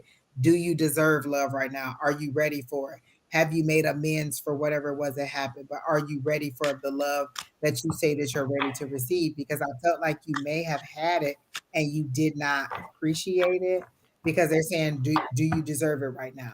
Like, are you ready for it in the way that you say that you're ready for it? Or are you playing victim at this point? So that's what I got from Miss Paola. Yeah, I don't have much different. The only thing I can say is don't look for him in the new one. Okay, he is not there, and so don't plant onto the new one. Don't picture onto don't stamp on them what you had with the old one because that doesn't exist. And I don't think that you well take the risk, but I just think that with this new one it's not going anywhere. It's And then I see fall leaves falling. So whatever's going to happen is going to be in that November, December month, probably that November month, because I see fall leaves falling. So by then you'll, and I don't necessarily know that that's love, but by then you'll have a different perspective on the situation. And so then you can move forward in peace. And then once you find that peace, then you'll be open and ready, honestly, because that's the word that they said, honestly, for love in a way that honors you and the person that you're trying to find. I know that you said you wanted something new. I understand that. I completely get that when you said speaking to a new person. But I'm telling you, you're wanting someone, but you are looking for them to have a stamp or a seal the same as the other. And again, that's not a healthy situation. That's not a healthy way to embrace this. So, I totally get the fact what you're saying. I'm not oblivious. I get it. But what I'm trying to tell you is be careful because I think that you are looking to see a stamp, to see a seal that is like the previous, and you can't stamp somebody like that. It's not going to happen. And if anything, it's going to lead you to frustration. And so that's what I'm getting. So yeah, you need to, as you start looking for relationships, make sure that you're looking for a person, not an image. And when that person shows up, make sure you evaluate them based on who they are, not who you dealt with in the past. Because again, that's just a slippery slope you're sliding on. But you know what, Don? I don't even get a sadness. I get a like, oh well, on to the next. Like I don't get any remorse. And I think that's what's gonna come in the fall. You're gonna understand the remorse of the situation. I don't even get remorse. I get an oh well, let the chips fall where they may. Yeah. I also get that you're a pretty girl and your looks drive people to you. And you may not be the kindest person always, like not necessarily needy, but kind of bratty in a situation, kind of like a brat in a relationship. And if you don't get your way, then you kind of are like as if. High maintenance. So that's kind of how. Hello, am I the drama? Could it be me? Exactly. I want my Starbucks at 160. Am I the drama? Could it be?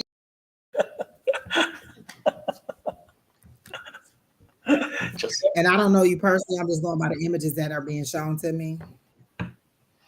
Yeah. But come November or in the fall, when the leaves start to fall, you will have a clarity on the situation. Yeah. That'll allow you to move forward in a more positive light. It'll be the change that you need. All right. So who's next, Kina? She said, "I am sometimes." And you know how I know? Because I am like that. Sometimes. And her sister, who you But cannot see. Her sister, who you cannot see right on line, is the face she looked like. Listen, but at this age, I'm a little bit better at it. I'm a lot more cooperative. You had to search for words. I tell you, I know how it goes. It's like, You're not on camera. We don't care what you're saying.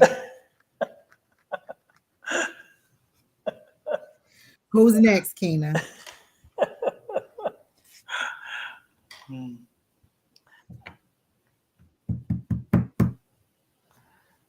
See you back there making all them faces. You ain't even ready to pop the next person up. question is, who's here? What's love got to do? Marianne, Vancouver. I will not. Oh my God, Jesus Christ! Crazy people. But a second-hand emotion. Robin says, "I love you guys." Hey, Laluna. Hi, Earthly Love Bug. Kina, all these people saying they here. Where you at? She left. We lost Kina. Lalima, what was your question? Oh, did our computer freeze? Oh, there's Earthly Love Bug. Earthly Love Bug asks. Oh, okay. Lalima, what was your question, hon? I'm trying to find it if I can see it. For the person who asks, how does Misha feel about me? I won't tap into somebody else's feelings about you because I don't have their permission to tap into that, and I feel like that's intrusive. You can ask that person, but I can do a general love reading on you. I won't tap into somebody else's, because basically, what if they came to me to ask you how you feel? So you're asking me to go into their head, read their thoughts, or read their journal and tell you how they feel about you, and I don't have their permission to do that. When you ask a question, you give me permission to read your energy, but they don't give me permission. And I think that's a little intrusive.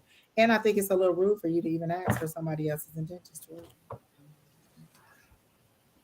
Oh, General. Wait, who's asking? What did she say? Lalima, I do all that fighting for you, and then you ask me about love? Like, seriously? Oh. Okay. All right. Bonnie, Bonnie, we have some readings for you. Bonnie, come join us. Bonnie's in her love readings. Everybody, if you love your love readings, make sure you check out Bonnie, Calling on Angels 1111. She loves her love readings. Angels. Exactly, angels will fly. I'm about to lose my mind. Like my head, the whole top of my head is about to fall off. Okay, Lalima. I don't even, you know what? I can't even tap into your energy, so I'm just gonna do a past, present, future. Don, if you get something, you can go ahead while I do this.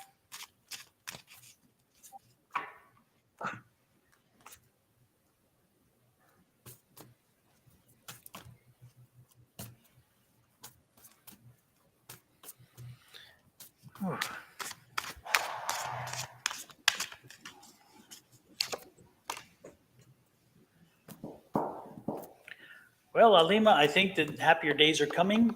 I went to the cards for this. Happy days are coming. This is upside down. If this was right side up, it'd be bad, but it is upside down. That's a good thing. I do see somebody coming your way. This is somebody who is not going to be youthful, not going to be silly or playful. This is somebody who's more serious and ready for a serious and sound relationship. They will have some money issues, so be careful. Be careful with your wallet. Keep your wallet closed. They don't have a job. Lord have mercy, child. If they're coming to you and they don't have a job, you need to walk away before it even gets going, because this is not a good way to start a relationship. I'm not being prejudiced about those who have job versus not, but I'm telling you, if you're looking at starting a relationship and you're looking for something long term, the worst thing is a foundation with somebody who doesn't have a job.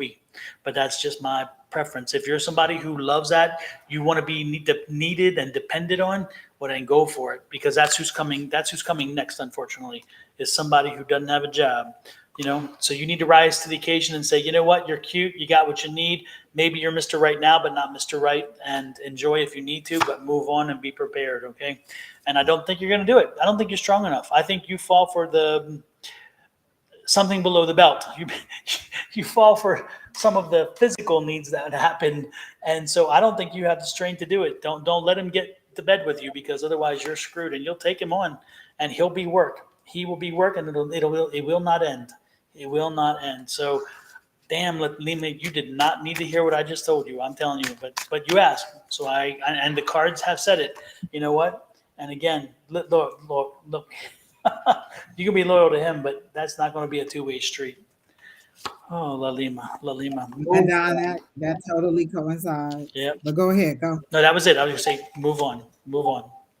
Because I got for her past energy was that Ten of Swords. That's that hurt, that's that betrayal, that's that backstabbing, that's somebody doing you wrong. So I got that for your past energy and love. That's that unkindness that you're feeling, that you're dealing with, that you've had to go with in the past.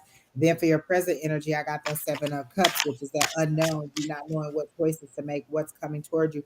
And then remember, in each of these cups is something different. It could be good stuff or it could be bad stuff, and you don't know what to do. You don't know what choice to make. In love, but your energy is what's going to harness people to you. If you're in a desperate state, you're going to find somebody who's going to feed off of the desperation and who's going to tick you along and, just like Don said, give you take money from you or take whatever from you that is hurting you. And then for your future energy, I got death and rebirth. So that means there's a transformation that is coming. And the reason I like the death card is because you can be a part of that transformation. You can change, you can mentally decide from the information that we're given. Oh, okay, this person's coming through. They ain't got no job. Let me go home and move forward to you. I don't need to build a bear. I don't need to build a man. At this age, we should be well established, and I don't have to wait for you to pull yourself together. I'm not saying anything wrong with your hustle. I'm not saying anything about people who are willing to do that. But at this point, I've been struggling so long to pull myself together. I can't go and then put your weight on top of my weight. That Ten of Swords means, you know what I'm saying, that's a weight, that's a burden that I don't need to have. And then so that death and rebirth is you transforming and becoming something else. And then there'll be a celebration for you in the future, but you have to understand who you are, what your needs are, what you want in a relationship. How do I want to look in a relationship? How do I want to present? And how do I want them to come to me? I say all the time, I'm a lady. Treat me as such. If you don't understand that, then, you know what I'm saying, how are we going to move forward? I am a lady. And so you allow people, you teach people how to treat you. If I say I got to be to work at 6 o'clock in the morning, I go to bed at 10 o'clock, and you routinely call me at 11 o'clock, you don't respect my boundaries. You don't respect the fact that I have to get up in the morning. If you're asleep in the morning when I go to work, I'll call you all types of the morning because I'm respectful. So you teach people how to treat you by what you accept from them. Again, remember that. So this transformation is what you need. You need this time to heal. You need this time to figure out who you are and what you want moving forward in a relationship. So don't listen. Don't take no wooden nipples.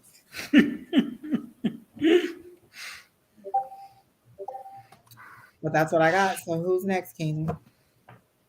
What love got? Listen, I guarantee the next 50 readings is gonna be love. Just what is wrong with y'all? Letty, you said what did my guys have for me that they thought was most important to know?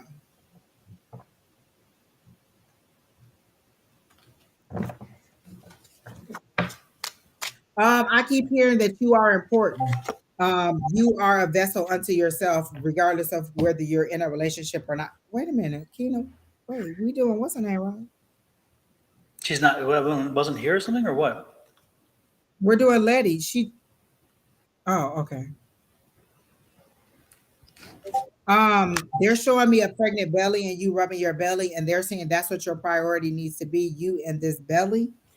Because they're showing me the Empress card with the belly, and then they're showing me a rubbing of the belly, and they're saying that you are important, your feelings are important, and what it is that you're thinking is important. So your forward movement needs to be focused on you, your entire vessel, you and this little one, and how you should move back, or how you should move forward, and not on like I just keep getting you are important. That's what I keep hearing over and over and over. You are important in this situation, and you need to remember that you are important. Like you don't have to compromise so much in this situation because you are bringing a little. Like, are you having a baby? Is that what's going on here? Like, I feel like there's a baby coming because they keep showing me the Empress in this belly. But that's what I got.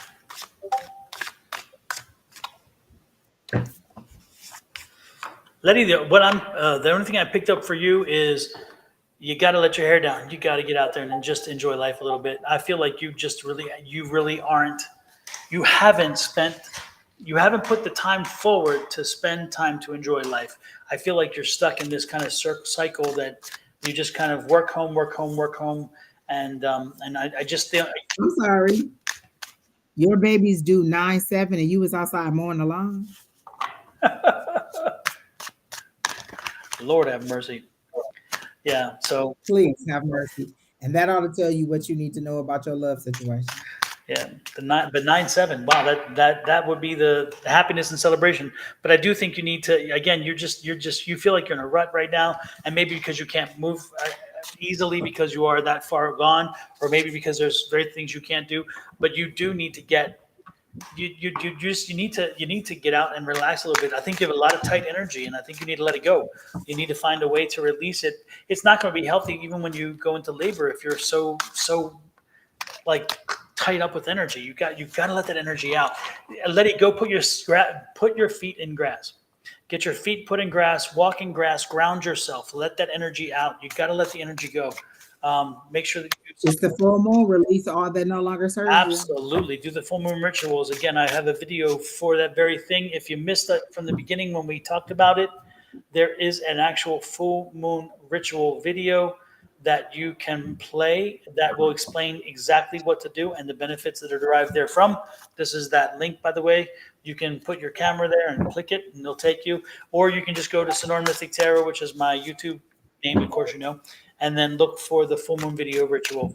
But do the full moon video and do the ritual. If you need the video, again, if you don't know it, there it is. They also show me people moving in and out of her life, like people like this person in, this person out, this person in. Like you're too concerned about other people than yourself. You don't really think about yourself enough. You're thinking about other people too much, and you need to concentrate on you, yourself, and you and this baby a little bit more, and how you're going to move forward with or without the child's father. But you're concentrating too much on other people's needs versus your own. Because let me tell you, at a week before my baby was due, I wish I would have been outside cutting the grass. I'd have ran over everybody's feet in the house. We're not. No. But they're saying you need to be a little bit more concerned about your needs, your newborn baby's needs, and be emotionally stable and fit. So what is it that your guys wanted you to know? You're important. That's all I keep hearing is that you're important. And what you have to look forward to in September, sleepless nights. Oh yeah, for September, October. Are you planning on breastfeeding? Because they're showing me that that may be a very good, a positive thing that you should do, or that's the route that you should go. Because they're showing me breastfeeding for the baby. Um,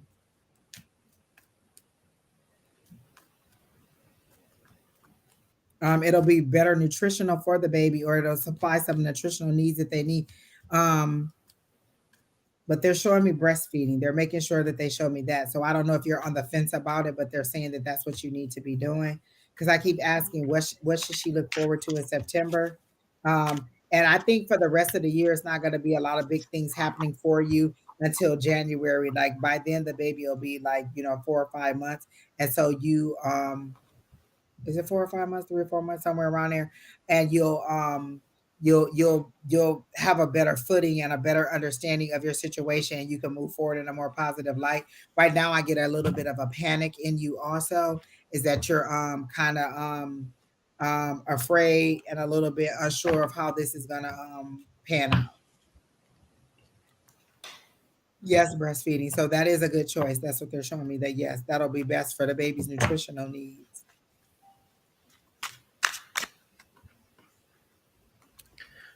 And that's all I got for Miss Letty. That's it for me too. Who is next? What's love for secondhand emotion?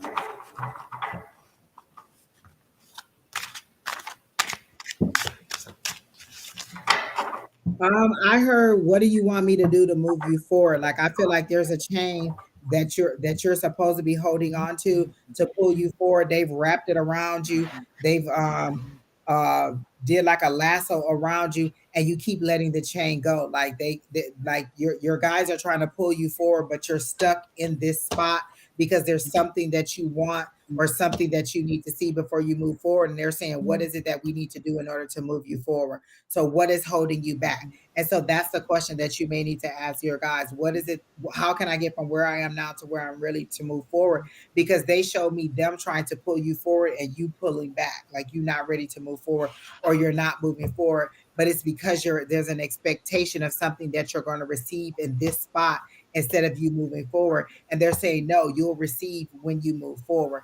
You're not going to receive in the spot that you're in, because where you are isn't able to receive what it is that you need. You need to move forward in order to receive whatever this is, because the environment or where the situation or mindset that you're in, you're not ready to receive whatever it is that your guides have for you. So that's what I got. And there's a partnership. Is that what you're waiting on? Somebody to give you a partnership or somebody to say yes to something that you're doing? And they're saying if you move forward, then that partnership will come. But at this point, where you are, you're not ready for it. So that's all I got.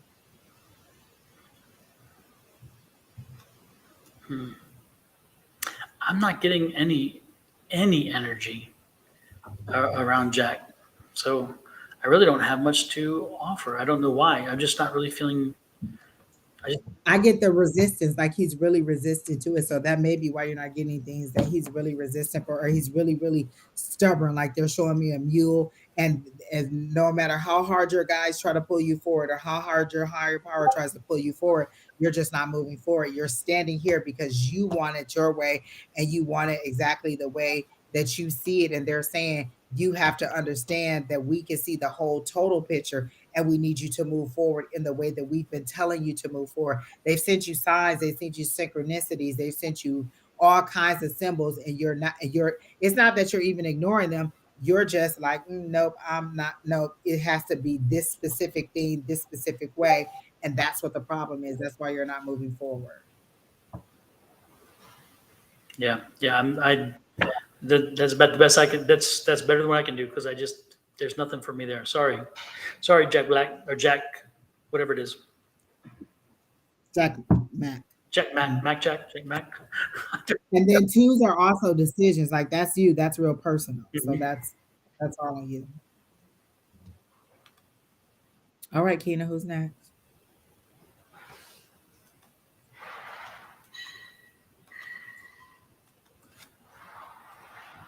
Okay.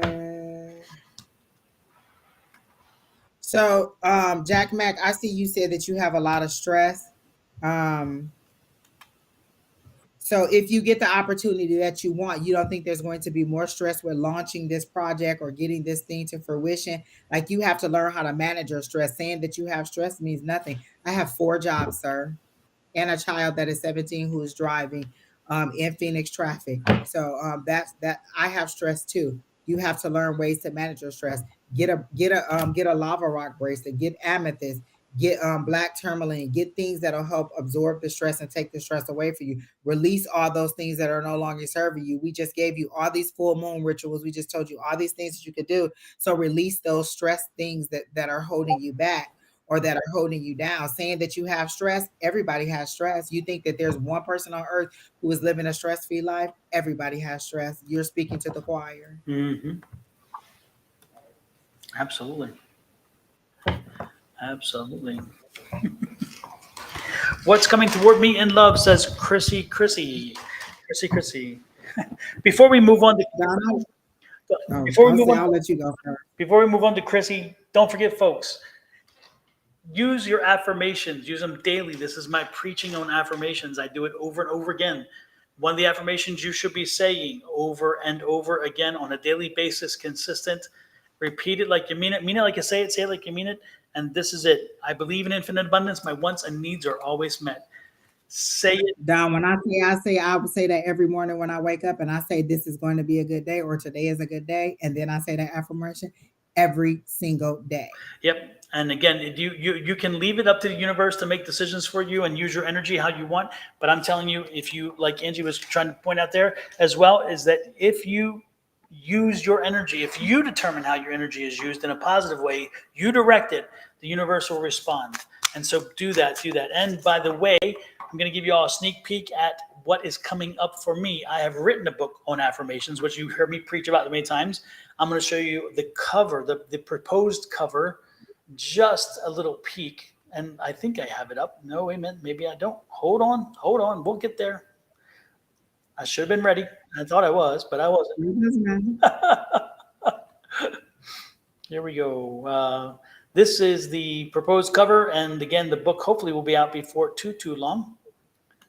And there we go. Let me pull up the thing and hit the share button.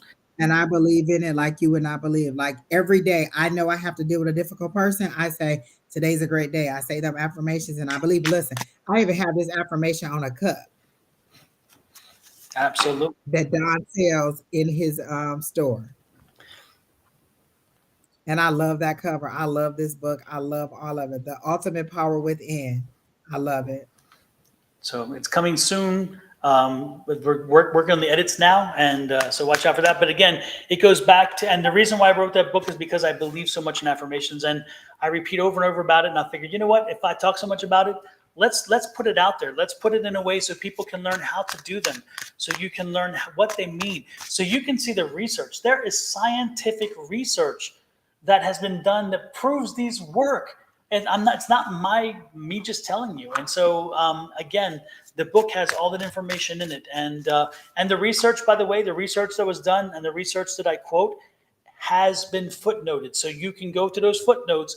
You can look it up. I'm not one of those writers who just put it out there. You can actually look up the studies and read the studies for yourself to see what I'm saying. So I footnoted everything. So where there is no question about the validity of it, because I believe in them. And I've had so many people come back and give me confirmation that they worked. So there you go. Who's coming in with what, Angie? What did I miss? That face gave it all away. I saw another love reading. Like it's just rampant in love. Like y'all just was like, let me just release the love. For all y'all with the love readings, Wednesday mornings. Bonnie's here Wednesday morning. She will love you to death. Calling all angels. That's why if you were right there, She will love reading you to death. Like, I mean, she will read you into the heavens fall from the sky. Just love readers all day. Just, I love love. Yep, it flows for her very easily. So For me, I'm the Grim Reaper of love. I'm just saying. Oh, back to Chrissy Keena. I mean, sorry, Lord help the child. And what does she want to know? Where's love about coming? love, I think.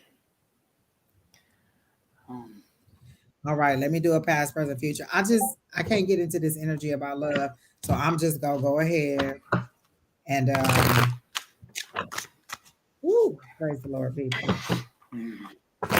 I think my blood pressure went through the roof. while you're shuffling those cards, Angie, Chrissy, are you? Who's John? Is there a John that passed over? Because there's a very strong, heavy spirit with me right now, and since your name popped up, he's been here, and it's very warm. So it's John. Do you have a spouse or a father or somebody, a male figure, of course, because the name is John, male. But again, it's like it's a father or grandfather named John on the other side. Yeah, I see you're here. Do you have a John as a father, a grandfather, or maybe a brother on the other side? No. Okay. Then this is not for you. Why, John, why are you here? Why are you here right now? Who are you here for? Um, he's saying daughter. Is there someone in here who is a daughter who has lost their father, John? Because he's saying he's here for a daughter.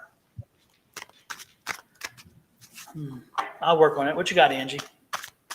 For Chrissy, I got that you're blinded by love. That was the first thing I heard for you was that you're blinded by love, and that gosh, what was the second thing? I got blinded by love, and then I got shoot, I totally forgot what it was. It was that you're blinded by love.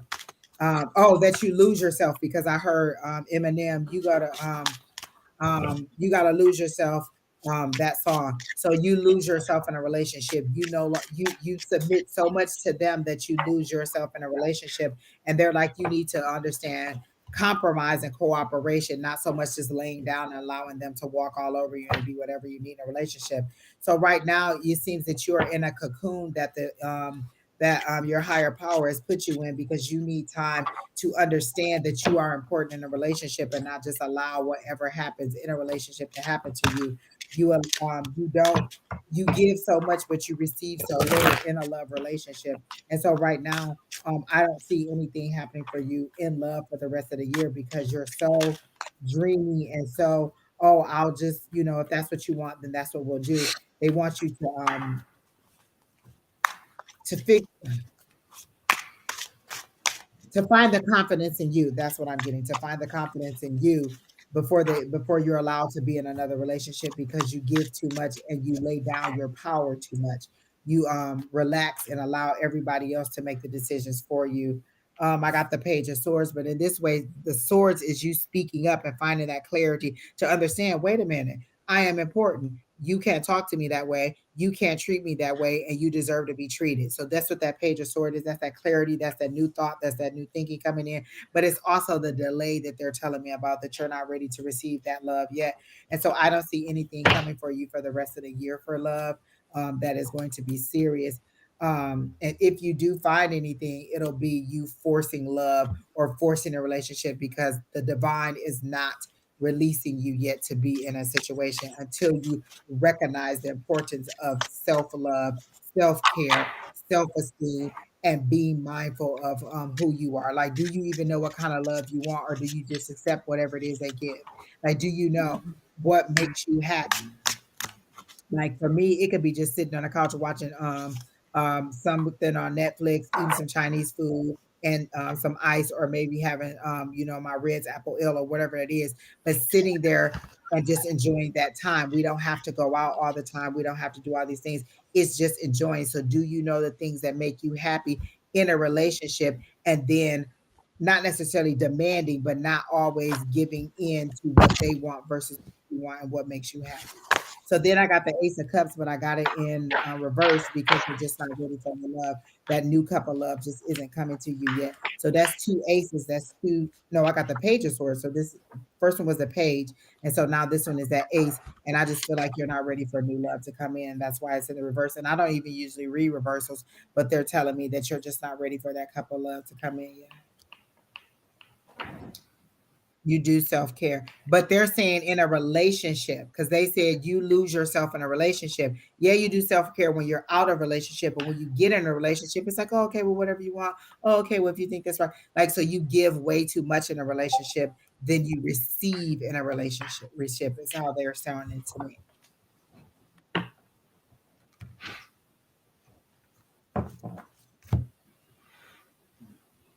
So that's what I got for Miss Chrissy. All right, Chrissy. Hopefully it helped you, Chrissy.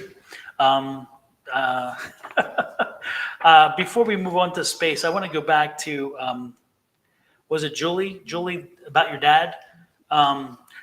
Julie, was your, again, the spirit that I'm getting, he seems, again, he's on fire, and I'm just like hot as hell. I don't know if you noticed it, but I was like over here fanning both sides because it was crazy. But the point is that yeah, the Chrissy, yeah. Anyway, moving on. Julie, Julie, did your? He worked with his hands. Is this correct? Because he worked with his hands. He was somebody who was not really boisterous. He was a quieter gentleman, but he spoke when he spoke. You understood that it meant something because he wasn't somebody who wasted words. He didn't mince words. He wasn't a small talker kind of guy. That's exactly the energy he's giving me. He's not showing me an older man because he's showing me when he was younger and felt more alive. When it was the best part of his lifetime where he felt his best. He was about middle age when he was that age. I don't think he died. I think he died older, but because he's kind of giving me the vibe of I died older, but I was happy younger. The other thing I'm getting from him is that he was things were left unsaid. Now I don't know. It seems like he's kind of making me understand that the illness that he had that took him was an extended kind of thing, but yet he never really gave you closure, and he knows he should have, but he didn't. I don't see a heart attack and dead quickly. I don't see one of those things. I see that he had an illness for a while, and everybody knew what the eventual outcome would be, but yet again, the conversations that he needed to have, he didn't. And so what he's coming in today to do is to kind of have that Alzheimer's, yes. So he couldn't have the conversation, and everybody thought they'd get around to it, and eventually he couldn't, and he didn't. But to let you know that he loved you, and that. Are you reading Julie Karen or Julie Newman? Oh, Julie Newman. I'm sorry. Am I mixing? Okay. That's Julie Karen. That's our Julie that's answering. Okay. But I thought you were reading Julie. Yeah, I'm reading Newman. Julie Newman. Okay. Julie Newman said to her father, do they both have father's name, John? Right, but I think Julie Newman said it, but yes, but also Julie Karen was answering your questions too. Okay. This John, again, working with the hands, quiet, but asserted himself when he needed to. When he spoke, you listened. If that fits whichever one of you, again. But again, this man didn't have closure when he was here. And he was happier in his middle age, late early years into the middle years. It was when he was happiest, and that's when I can see his presence, and as you would say, and yeah, I understand Julie Newman, but Julie Newman. So these characteristics fit you, Julie Newman. Not fit you, fit your father. They fit your situation, is my point. To make sure that I'm talking to the right person, to make sure that, because I didn't realize there was two Julies and both of you had Johns. That's amazing. That's crazy. John's by the name of Dad, not John's. That could be a whole different conversation. We're not going there. Anyway.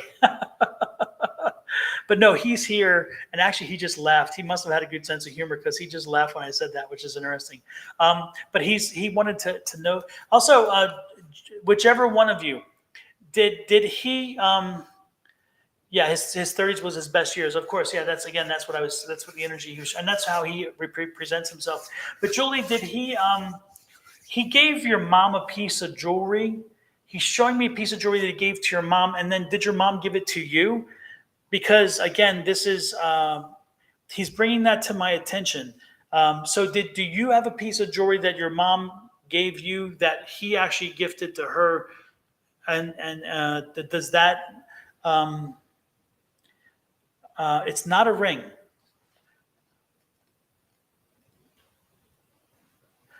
All right, Keena. Good night. Good night. Anyway, there's a piece of jewelry that you have that was actually given from him to your mom, is what he's showing me, and that wound up with you, or should have wound up with you. He's bringing that to my attention. Is there some kind of energy around that? Does that resonate with you? Do you understand the jewelry question?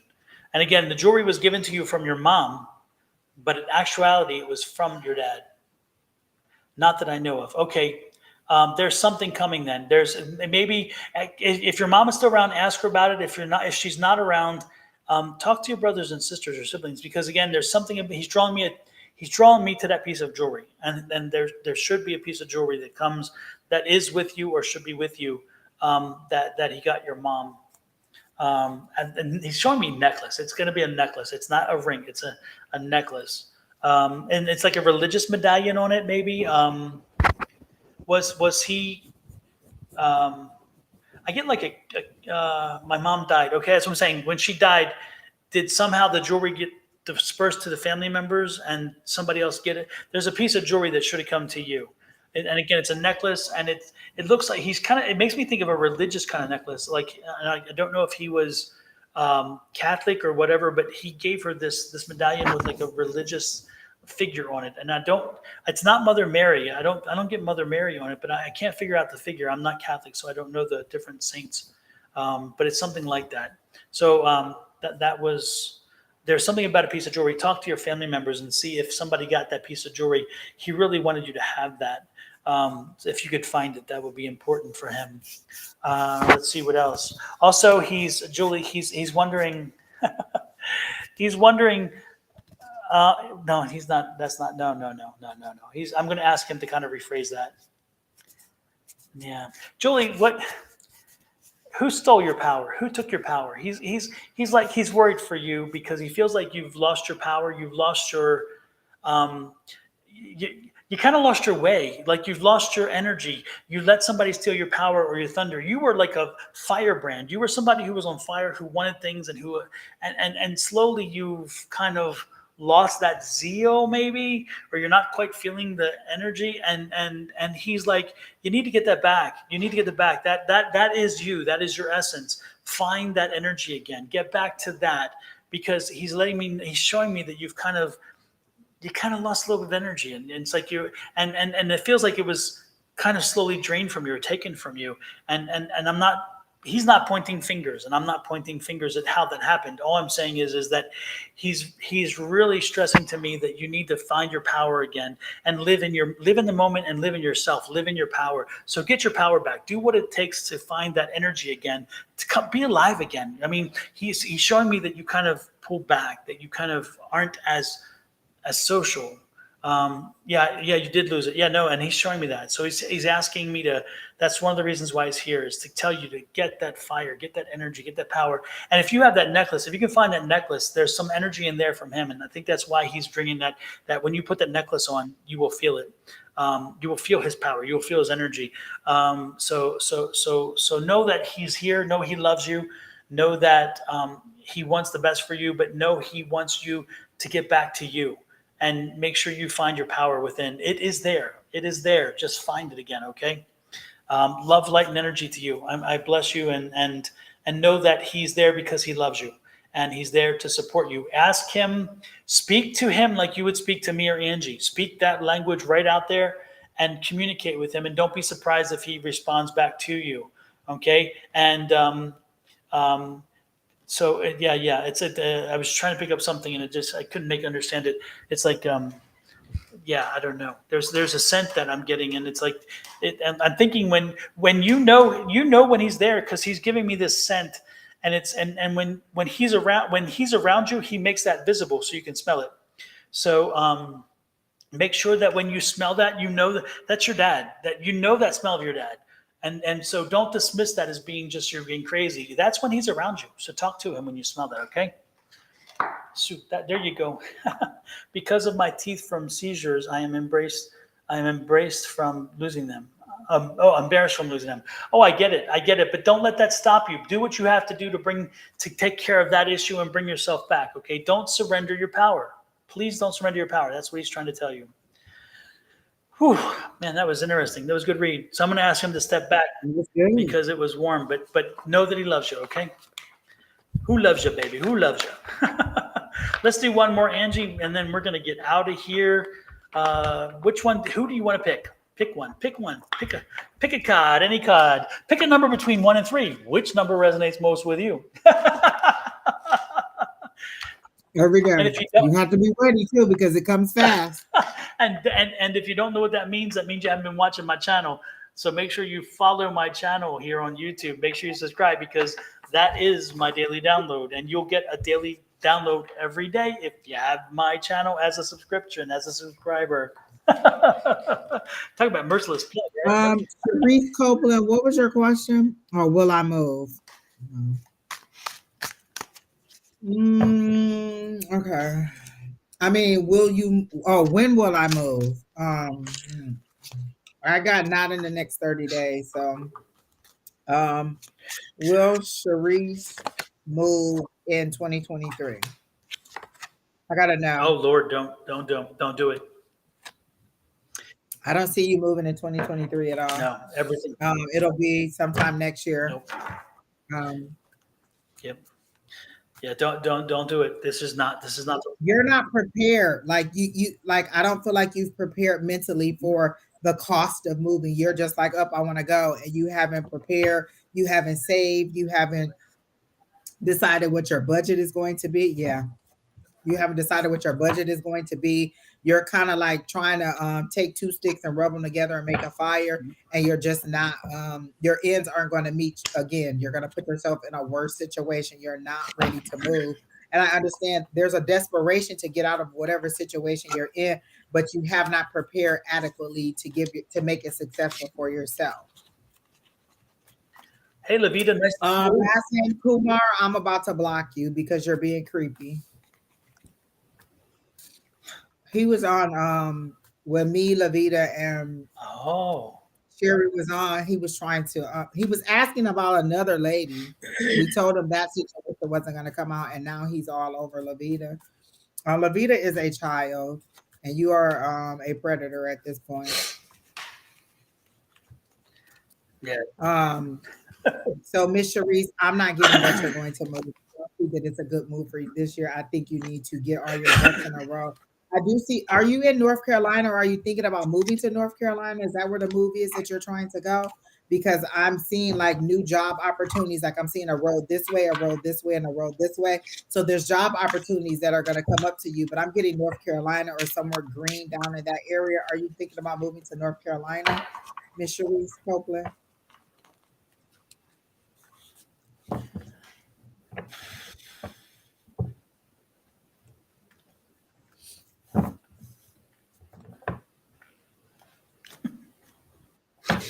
Come on, faster. You're in New York City, but you're not thinking about moving down there because I clearly see North Carolina, and I see roads leading to North Carolina, 3 separate roads, which for me is 3 different job opportunities down there for you in that area because they're giving me lush green grass, a whole bunch of growth. That's abundance. They're showing me rain. So this is all things that I would associate with North Carolina. Or do you have people in North Carolina? You're thinking about going there, but that's what I'm getting. North Carolina. There's a strong tie to North Carolina. What is your tie to that area or down south that way?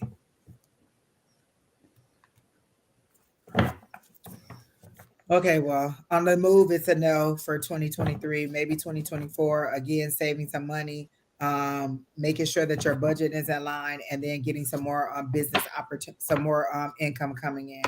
Yeah, I thought I have family down there. it was a Okay. recipe for disaster for me, and it's a don't do it. Not right now. This is Yeah, not the he's time. not ready to Nope. move. And if maybe you need to move closer to family, maybe that's what they're showing because they showed me 3 separate roads leading to North Carolina, and there all are opportunities that would be a little bit more lucrative for you or a little bit more um, income wise for you. So that's what I got. Super. Well, that's about it. One more thing though, and that's Caroline. Caroline, yeah, homeschool. Keep homeschooling your grandkid. I got the energy of that's a good way to go for you.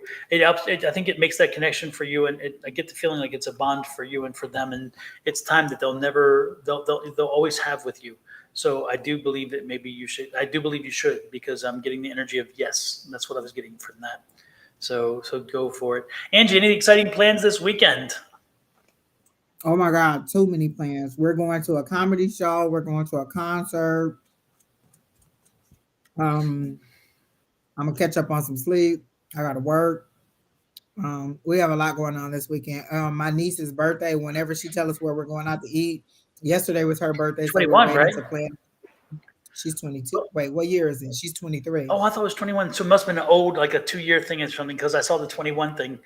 Oh, yeah. Oh yeah, I posted an old one when she turned Right. 21. So Yeah. yeah, she's 23. She was born in 2000. So she's I didn't 23. read that. And so dinner, concert, and a comedy show. And do you want to remind people where you were last week? I was in Maui last Oh, weekend. no, not that one. I'm talking week. Oh, Beyonce. Yes. Oh my gosh, it was so amazing. I was so happy. I had the perfect seat. I was dead center of the stage, right behind all the people that were on the floor. And I had the opportunity to get floor seats, but I didn't because I thought I was short and I wouldn't be able to see. So I got that little section right behind the floor seats. It was amazing. Her concert was great. Little Blue Ivy was there. The energy in there was good. It was full all the way up to the tip top. I loved every minute Now, of it. where did they have it? Which I venue? even thought about going to California. Which venue did they have it in? They had it at the State Farm Stadium in Glendale. The big one? In Wow. Glendale. I bet that thing was just crazy. Exactly. Oh my gosh, it was amazing. And I saw that she was in California. I was like, oh my gosh, I would love to go and see her again. Like just soak it up one more time. It was amazing. Everything was good. Her all her imagery and all that stuff is amazing. Everything just coincides with the whole Renaissance theme. The costumes that people wore was amazing. Like it was just full on a Beyonce experience. Oh my gosh, it was amazing. Yeah, I saw that people were the music went out for a brief period of time, or went out and then didn't come back on, or what? So she it was about into her third song. She was, singing, and the next thing you know, it just went dead silent. We were all sitting there like, what happened? What happened? And then she just disappeared from the stage. And then you heard check 1, check 2. So they were trying to get the sound system together. So it took about 10 minutes, and then she came back out. She redid the last song and pulled it straight forward because she does that Renaissance album in the order that it came out. Right. And so she, like, again, professionally, she redid that last song and moved us all the way forward to the end, and it was amazing. Yeah, I saw the people. I saw the images of the people and how they dressed. Everybody dressed to the nines and all crazy. Oh my! You would have thought everybody was performing in the back, like they were going to be back up exactly because they were dressed. Cowboy hats, silver, rhinestones. Some people had lights on their clothes. They had lights built into their clothes. I was like, what the hell? They were over the top, honey. Bodysuits, boots, lots of cowboy boots. Yes. Lots of rhinestones, lots of glitter, and silver. lots of silver, lots of silver. Oh my gosh! But I heard stores right now that, like, I guarantee it. They were saying that the rhinestone sales were through the roof in places like Joann Fabrics and stuff like that because people were making their costumes to come and see her. It was amazing. Yeah, you didn't go. A lot of people did not. I watched the TikTok had like all kinds of stuff about the people in Phoenix, and they showed up to slay. They showed up in Beyonce style. and they're like, we may be Phoenix, but we're showing up like New York. It was Yeah. amazing, and she did not disappoint. Like she didn't even say nothing about the glitch. Like she literally just disappeared, and then when she came back, it was like business as usual. Yeah, I saw them show her dancing off stage, and then that's the last I heard about it. And I'm like, okay, well, and then so this good to hear the loop closed. Then she came back on and did it. And one guy was in tears. He's like, "Oh, Phoenix, why are you doing this to us? You're making us." And remember, the day before was the retrograde. Everyone kept saying, "Oh, the retrograde's gonna start on 23rd." I kept saying, "Stop saying retrograde. Stop saying retrograde. Beyonce's coming." And lo and behold, on the 23rd, we had that technical glitch, but that's okay because she's a professional. And yep, it was right back on. She rose to the occasion. She didn't blink, and that was it. Exactly. I loved every minute of it. And I got home from the concert at 1 and had to be up and out the door at 5 o'clock to go catch my flight. I was so tired. So now you can tell people about Maui, but I was going to the Beyonce thing first. But Beyonce was the best. So I got Beyonce and Maui in the same week, and I had an amazing time in Maui. I got to meet some of the people that were victims of the fire. I got to see the island. I got to taste some new food. I got to visit. I had a great time. The beach beat me up. Like that water is no joke, but I loved it. I got in the water. I saw all kinds of crazy stuff in the water. I saw a crab chasing a little kid, like literally. The wave came and washed up on the shore, and when it receded, there was a crab, and there was a little boy, and the little crab was was going after the little boy. His dad came and just threw 2 pounds of dirt on the crab. Then they picked it up and they took it. I think they was gonna cook it because they were fishing too. Like they were fishing, right. And I saw them catch fish and everything. And it was a great day at the beach, and it wasn't crowded because there wasn't a lot of people there. But a lot of the restaurant people told me to tell y'all not to stay away because that's where business is. Like only a section of it burned, and they are being respectful. But they're saying if nobody comes to visit and we don't have the tourism, then the rest of the island fails too because we're not making money. And they kept saying, "Oh, I'm sorry. We're so happy to see you. We haven't had a lot of business since the fire." And so they are really wanting you to still come and share in the business and spend money there because if nobody comes and you stay away, then they don't make money and their businesses fail. And it was a lot of places were like, they weren't empty, but you could tell that they had a very reduced amount of people that were coming in. But it is beautiful there. The weather was amazing. That breeze that comes through takes away all that heat that comes through. Like in the daytime, it's like 80 and kind of humid. But then as you get down to like 5 or 6 o'clock, that breeze comes through and it's just beautiful. Yeah, it's an interesting island because it has lush green up high, and then it has a rocky middle that's just like a rocky desert. It's kind of an interesting. Well, not kind of. It's a very interesting island. Yeah. Well, they were like, because when you're on the plane, that last hour, they tell you all these facts about it, and they tell you like one of the islands, and it may be Maui, has like 15 different temperature or I think it was temperature zones or around it on all these different temperatures that can be going on at the same time. They tell you all these little facts about the island, and then you have to declare anything that you're bringing in, dogs, plants, all kinds of stuff. So they know, like you have to fill out that form to let them know what you're bringing in or what you're taking out. Like it's really like they really try to preserve their ecosystem. Yeah, and it's interesting because I think it's at 6,000 or 7,000 feet up. I think it's a pineapple farm, and that pineapple farm is a cattle farm. I don't remember which, but I know it's like below I think it's cattle up top, and then below it, or vice versa, is pineapples, and they make pineapple wine there. Oh yeah, because a lot of stuff has, they're very big on pineapple. Yeah. Like a lot of drinks have pineapple in it. A lot of foods have pineapple in it. I think I had a mango pineapple salsa or something with the oh my gosh, and they had the best crab cakes there, like fresh crab cakes. They were so good. Mm-hmm. Yeah, seafood was amazing. Yeah, and fresh. We had a very good time. And fresh. Definitely. Listen, the man was catching dinner on the video. I posted videos on my YouTube, y'all, and on my Facebook. Most of it's on my Facebook and Instagram, but there's a few on my YouTube. So many videos of what was going on around there, and random chickens all over the place, just chickens. Oh, I saw your video about that. They were just walking right down the street. Lots of chickens, and I asked, and there was no rhyme or reason as to why they were there. Like it wasn't anything about it, just chickens everywhere, and everybody walk around like it's normal, just clucking chickens. Yeah. Everywhere, just chickens. That's cool. or where I was, and I was in Kihei. Yeah. As long as they're not in my neighborhood, I'm fine because I don't want them waking me up with that cock-a-doodle-doo stuff.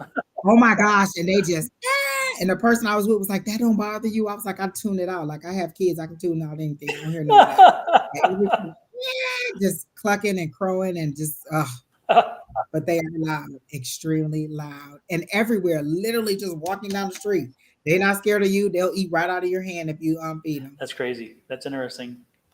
Yeah. Yeah. I haven't been in Maui in a long time, but it was a nice, when I went, it was nice. We stayed in Wailea, and we stayed at the Grand Wailea. It was quite nice, Okay. which I think is on the yeah. opposite side of the island, but I'm not certain. I think we drove by like it was it like up a hilly area or something? It's right at in the there? foothills Like, of the hills. Mm-hmm. okay, so yeah, he took me. So then maybe we drove through because I remember seeing that word Mm-hmm. as we were driving by, and I was like, oh, okay. I couldn't pronounce most of the things, most of the cities that we were going through anyway. Yeah. But it was nice. I loved Yeah, it. it's a beautiful island. Absolutely. Well, with that said, folks, we are out of here. We have done it all over. So thank you, Angie, for popping in and sharing this time with me. And we both appreciate you guys so very much. You guys make it happen. You bring in some great questions and more importantly, bring some good energy. When you guys bring energy, believe me, we feel it. We do believe it. We feel Exactly. And Kelly, happy birthday to your grandmother. She says, my grandmother is 95 today. Lots of people have birthdays in this time. So happy birthday to your birthday. Oh, in that case, we're going to do one for you. This is for your grandma. This is for her. Happy birthday to ya. Happy birthday. Happy birthday to ya. Happy birthday. Yay. What a pleasant way to end it, right? Happy 95. Wow, that's fantastic. And you'll be back on in the morning, and I'll be watching in the morning, and they better not ask me to do no work. Yeah, but folks, believe me, when you come in, please save yourself the issue with the love readings because I'm not. No, let's do something different. No love readings. If I see your name from tonight and you bring a love reading, let's just say we won't be talking because I'm not in the mood. Listen, Wednesday mornings are for love. Bonnie, calling all angels, will read you to death on the love readings. I'm telling you, she don't have no problem with it. Y'all can come on Wednesday mornings at 10 o'clock when they come on, and you will get love readings to death. She'll love every single. And you know what? I don't ever even see like when she's on. I don't even see love readings. She be getting all the questions that we want. Yes, exactly. They ask every question but a damn love reading. So if y'all really want love, calling all angels in the morning and Wednesday mornings at 10 o'clock a.m. Pacific Standard Time, and she will read the heck out of some love, people. And angels will fly. Good to hear that you were safe through the hurricane. Thank goodness it didn't hit you too hard. So I know you said you had some tornadoes close by, but thank God they didn't hit you. So it's good to see you in and see you safe. And Lord knows it's late there for you guys. You're at what, midnight, 12:30? You know. So, but good to know you were safe. That's important to it. I'm trying to get back on regular Phoenix time because in Hawaii the days seem so long because it's such a big span of time, time difference. Oh my gosh! Like I'm trying to get back on my Phoenix time. Absolutely. Yeah, she says 12:25. Absolutely. Well, folks, again, that's it for us. Have a great one. Again, we appreciate you popping in. We love spending time with you guys. And again, when you bring the energy, we feel it and we love that. So again, this would not be possible without you. We know that for sure. With love, light, and energy from me. Somebody said it's almost 6:30 there. Where you at? Where's somebody? Are you in Hawaii? Are you in Hawaii? Is that in Europe?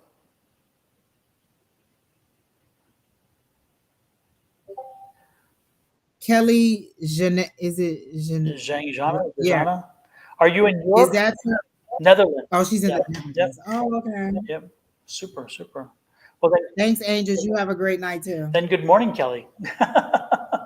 Nice to know that you woke up with us. We're here every Wednesday at this time. Well, not necessarily this late. We start about 3 hours ago. Yes, about 6-ish. And I stress the ISH part. Depends on life happens, people. Technology don't always work out, and we get here as fast as we can. Oh, she said she stayed up for the moon rituals and paintings. Yes, we posted stuff about moon rituals and full moon rituals and stuff for you to do. So yes, And tonight is the night, people. yep. And folks, Harness the power. absolutely. Before, again, I'm going to post it real quick before we roll out of here. Make sure if you didn't remember the ritual, it's right here. Go to this video and play it, and it'll tell you how to do the ritual. Believe me, you will benefit from it. Okay, I promise you. I'm about to do that one with the figure 8 Yes. or the infinity sign and the dollar, because I usually just do it in my hand. I'm gonna do it with the dollar bill and the Call in the actual and money. the, Yep, that's exactly. call in money. Hello, somebody. Just Absolutely. lots of money. And the flowing infinity everywhere. sign's important because again, infinite. Abundance. Yep, don't put a number on it. Let it be infinite. Let the good times roll. What is it? Exactly. Laissez beau temps roulons. Laissez bon temps roulons. Exactly. All right, folks. With that said, we are out of here again. Thank you, Angie. Thanks, everybody. We'll see you. This is the church call. This is Angie. Angie and I will be back next Wednesday. Tomorrow is going to be Shauna and me in the morning, 7 a.m. our time, 10 a.m. East Coast. Then it's Scott and I'll get it. Scott and Julie on Friday morning. Angie and Sherry Berry on Sunday afternoon. Sunday. Monday tea time with Shauna starts at 10 a.m. East Coast, and then every day but Saturday, one of us is live. Exactly on Tuesday. So subscribe. Exactly. Monday is. No, Monday is empty, right? Is it Monday? Who's on Monday? No, not Monday. Monday is Sean. Shauna, that's right. I just said that. Thursday and Saturday, Yeah. I think. And then Oh no, because Thursday is you guys. So Saturday is the only day we don't have someone. And then Tuesday is Julie and Susan, and then class is Tuesday night. So if you have skill sets and if you have skills and you want to learn and grow your skills, we teach a class on Tuesday nights. We don't teach; it's a class of all getting together and sharing our skills and teaching and helping each other as we grow our skill set. So if you'd like to do that, send me an email at advice@sonoranmystictarot.com and I will add you to our list. It is free. Let me repeat that. We don't charge. It's free. It's 2 hours starting at 6 p.m. West Coast time to 8 p.m. West Coast time. And you get together. You have an amazing opportunity for no cost to spend time with amazing readers and psychics and mediums. And last night we got an amazing little surprise because one of the ladies who came in, she has an ability to draw spirits. And so she saw a spirit that someone was talking about. She drew that person. Then she asked, what did he look like? Do you have a picture? They pulled the picture up. In full detail. Yep. Oh my God, the detail was so great. Yep. So they pulled the picture up and showed it on the camera because these people were all over the world, were all over the country. So again, she put it, and then the woman showed what she drew. And it's like, damn, that was it. I mean, amazing. That's one of her gifts, that she can draw what she sees when spirit comes in. So again, it's an amazing group of people that you meet and that you connect with. And if you're into anything metaphysical, when you get together with other metaphysical people, your energies combined raise to such a high level. You'll be amazed at what you can do when you're with a group. So give that some consideration. Join us. Again, advice@sonoranmystictarot.com. Okay. There's the email right there. So with that said, we are out of here again. Thank everybody so very much, and we'll see you. Have a great day. Have a great night. See you in the morning.